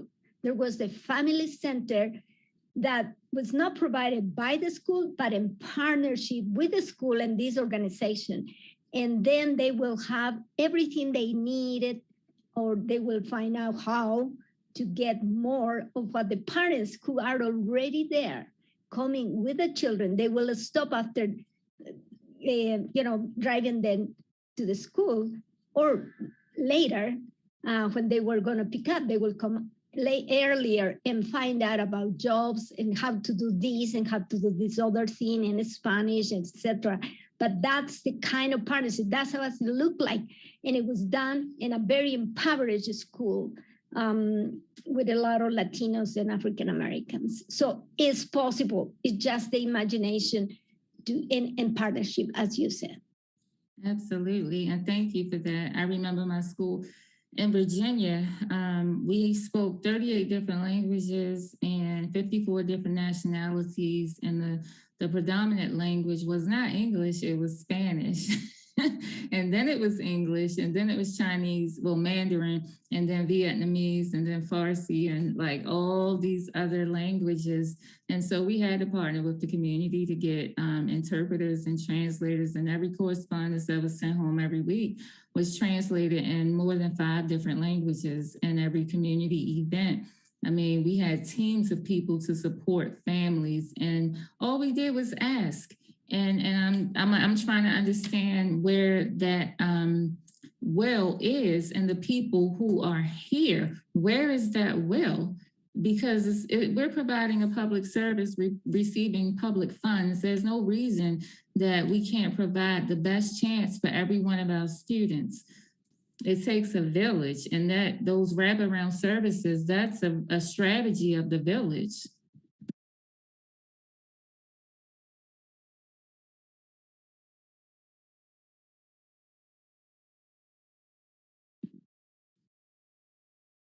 Any other questions, comments, or concerns on these recommendations that we would like to consider?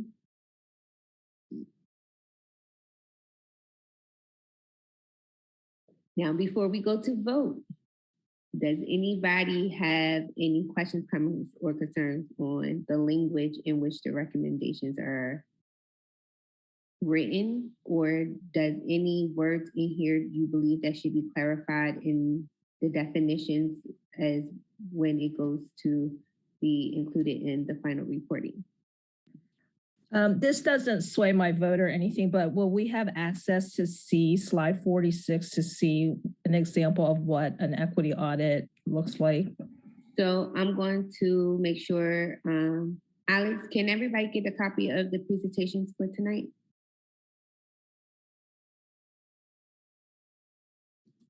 Yeah, I will make sure everybody gets a copy. I'll just say before the vote, this whole presentation should be mandatory professional development. It was phenomenal.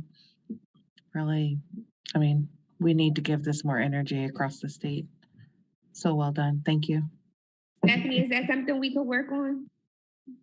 We could always work on it, but I would say that it would need to be professional development within the day, not where you educators have to do it on your own time. It needs to be something that's provided during the day.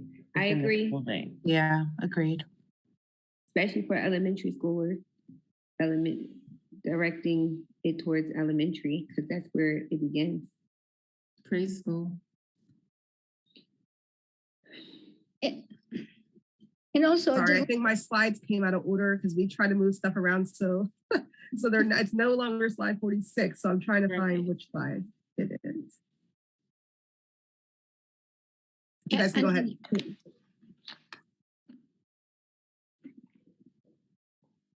And Stephanie, quick question. If it is after the instructional day, would it be improper to provide a stipend for the professional learning, or is that still not okay? No, educators would need to be compensated for their time. Mm-hmm. Yeah. Okay. And I did want to bring that up too. There's on your recommendations pages, and I do appreciate every word that was spoken tonight, but I don't want it to be pushed back on educators where they have to find time during the day to catch up on what it means to be culturally responsive. I've lost all the other things that your recommendation said, but this has to be embedded within the school day. It needs to be PD that's given to our educators that's meaningful. It's not a one-off. I mean, the things that we've talked about before, it needs to be a long-term vision in it, but I don't want to be pushed off on educators to find the time to do it themselves, because that's not fair and it won't be done correctly with the intent that you have given and with the intent that's necessary. Yeah, we agree. And thank you for bringing that out. And we talked about that. And part of it is that the leaders are not necessarily collectively innovative in their thinking of how to get it done, because so many of them need the same professional learning. So it's kind of hard for them to even have the vision for it to be embedded and integrated into every aspect and layer of the professional development plan for consecutive years.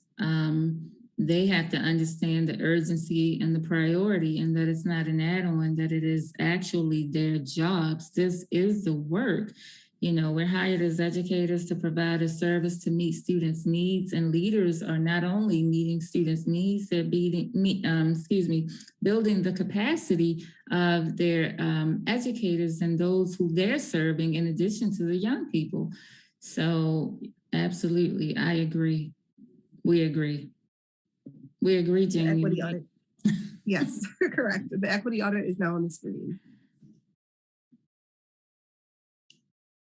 But I think that's the big task, is to have a real imagination of what it can potentially be done, because we are embedded in a system that for centuries have kept us, even educated for people to have business. If we continue replicating, you are going to hire people, that means you are going to be exploiting other people's work. That's what basically means. So if we can educate like with the Madragon University model, in which you are going to be the owner of the business with other lovely people, and you are going to make the money and decide everything. Now that is, and also invalidating indigenous people's knowledge. Nothing of that is being taught. And now the latest report of scientists, the IPS, includes the validation of the knowledge. The scientists are saying they always knew it. They knew what to do for the land, and so we can survive in this planet. That is not anywhere being seen. And restorative justice is part of that. It's not of something that you can play it around. It is the way how indigenous people create equilibrium and harmony in society. Yes, it was very precise. If it wasn't for the indigenous people, the First Nation people, the natives of the stolen land, if it were not for them, then the people who came to the land would not have survived, because it was the indigenous people that taught them how to use the land in order to take care of themselves. And they turned on the indigenous people for selfish and capitalist and imperialist, and all those reasons. But absolutely right. Thank you for sharing that. In the federation, we are a federal government because they had that model of federation. Monique, are you aware of any Delaware schools that are actively using an equity audit? Yes, Sussex Tech. They're actually using who's on the screen, the Mid-Atlantic Equity Consortium for the equity audit. They're in the process of it right now. Dr. John Denby is the equity coordinator for Sussex Tech School District, and they're going through it. The Mid-Atlantic Equity Consortium some years ago, I believe, because the new Capitol superintendent was there, got there. They also worked with Capitol School District some years ago with the equity audit.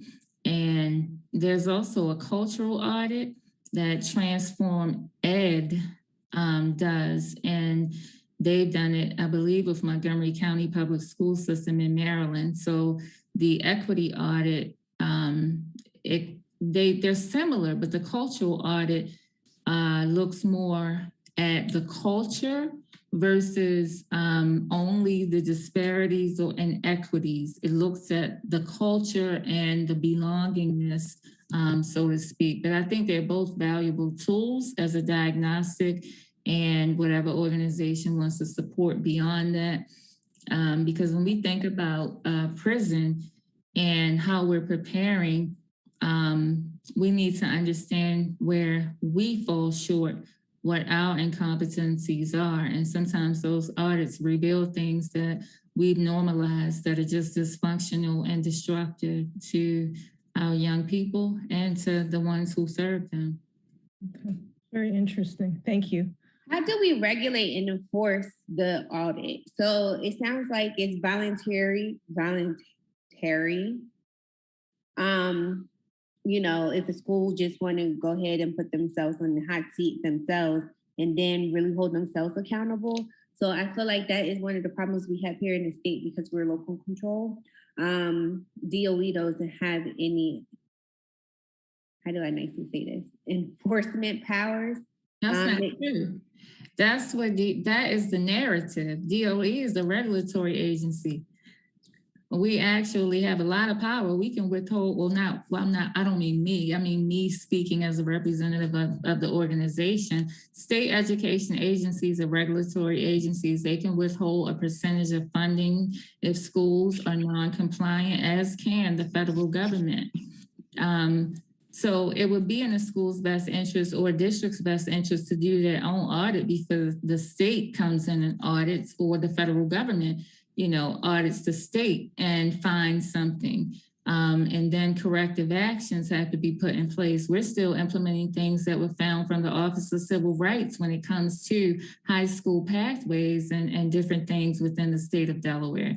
But somehow Delaware has, there's a narrative that, it's local control. It is local control. just like it's local control within the cities of Delaware or the townships of Delaware, but you still have to follow the speed limit.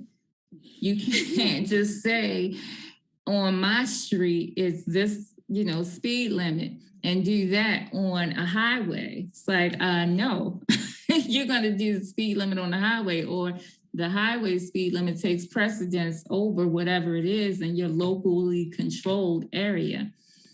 And I think that has been a misconception that has led to some of the non-compliance or lack of implementation, or implementation without fidelity within the state. But a state education agency is in place to not only regulate, but to provide support, technical assistance.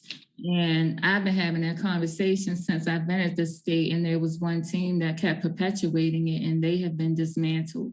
So there is a new message that will, be coming out regarding the regulatory piece. But in fairness, it can't just be compliance without the supports. It has to be supported. It has to be supported and messaged accordingly, or else it's just punitive in the absence of supports, and that's not fair. Thank you for the clarification of what I thought I knew, but was not being conveyed in action. But that's what you were told, because that's what I was told, and I had to challenge it and say that's not true. And then I won't say my comments on record in regards to what my follow-up comments. Dr. McCove. So I was just going to ask, with the state having regulatory powers, how do they know when a district has a lot of infractions? So, for instance, we have an equity audit, but not a lot of teachers participated, and I don't think the results are, I can't say that they're being taken very seriously. So how would DOE know when there's an issue? So do they self-reporting? Okay. Oh, I'll speak not as DOE, but I'll speak as a state education agency and their responsibilities regarding due diligence and a cycle of monitoring and providing supports. So even 220, it was enacted in 1999. 5 years later, it was amended. 5 years later, it was amended. So 2009 is the last time that it was amended. There should be a record of evidence of the regulations that have been monitored, and there's a cycle of monitoring every so often, a couple of years. That is a responsibility of people on the state level to come out to districts or to require deadlines for certain information and to document that information. Where the breakdown comes, I don't know, but I do know as far as 220, we have a internal policy work group first to figure out how we will require, and then sharing the accountability of the lack of implementation, which one member of the team recommended potentially withholding at least 10% of fundings to districts. So I think that people have not implemented certain regulations or done certain things because it just wasn't regulated. If you go to Maryland, that's a totally different story. That plan better be on your website. It better be available in your front office. And if anybody in the community or in the school asks you for that plan, you better produce it. And if they don't, it's a problem. And it's not only for the district success plan or the school success plan, but it's also for the plans within the school being available on the desk of educators. So you have the community members that help to monitor. If they go into a school, they can file a state complaint and say the plan wasn't available. And that is a red flag to the state to then contact the school and say, hey, we had a parent that asked you for your plan. Where is it?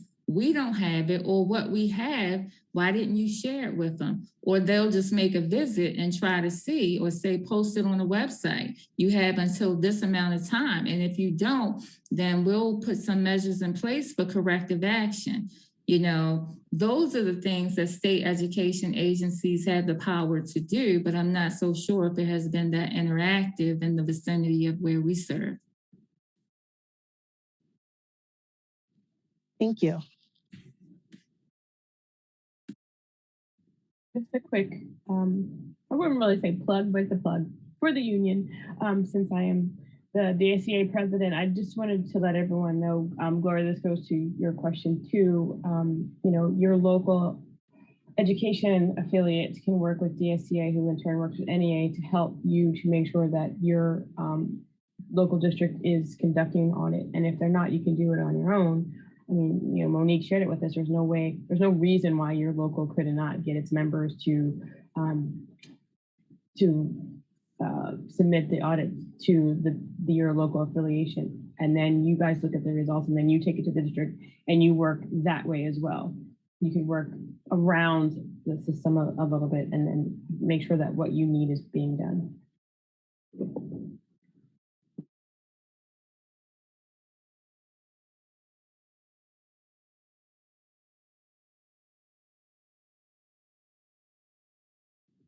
And that kind of goes in with the ESSA plan too. I know NEA created their own, they called it opportunity audit. And it had to do with ESSA, but you can use what's stated in ESSA to make sure you and your students are getting what they need. I'm going to stop now, Monique. Thank you. That has been very helpful. I appreciate that. Any final questions, comments, or concerns before we open up to public comment? And I will try to get everybody out here in the next 9 minutes. All right, Alex, we go to public comment. There are no members of the public for public comment. All right, let's go ahead and do a roll call vote on these recommendations as it relates to the school to prison pipeline here in Delaware. We have to make a motion first. Do I have a motion to? I'll make a motion to accept the recommendations as presented. I'll second that motion. All right, Alex, can I have a roll call, please?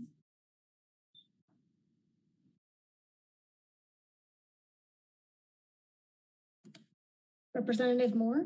Yes. Representative Wilson Anton? Christina Loyes? Tiffany Savage? Kyrie Bay? Yes. Krista Davis? Yes. Eric Anderson? Jermaine Solomon? Yes. Dr. Pepicati? Yes. Dr. Rouser? Yes. Jenny Fertucci? Monique Martin? Yes. Dr. McCove? Yes. Dr. Harp? Trito Kovaci Mateko? Yes.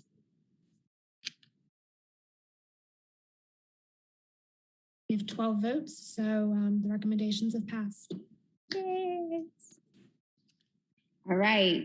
I want to thank every one of you for your time, your efforts, your dedication, your knowledge, your commitment, your passion, and everything that you have brought to this subcommittee. The work obviously don't stop here.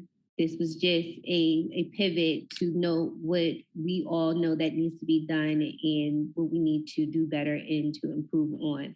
So this is just a buffer, some resources that we can utilize and I can share with my colleagues as we continue the conversation on how our education system is impacting Black and Brown students, and to also provide a clear concept and understanding from the individuals who advocate on the needs of our students every single day. Again, I want to thank you all for hanging in there with me, especially tonight. It means a lot to me. This work will continue, and I will be calling on all of you to continue fighting in the trenches with me as we continue to advocate for the individuals that need it the most.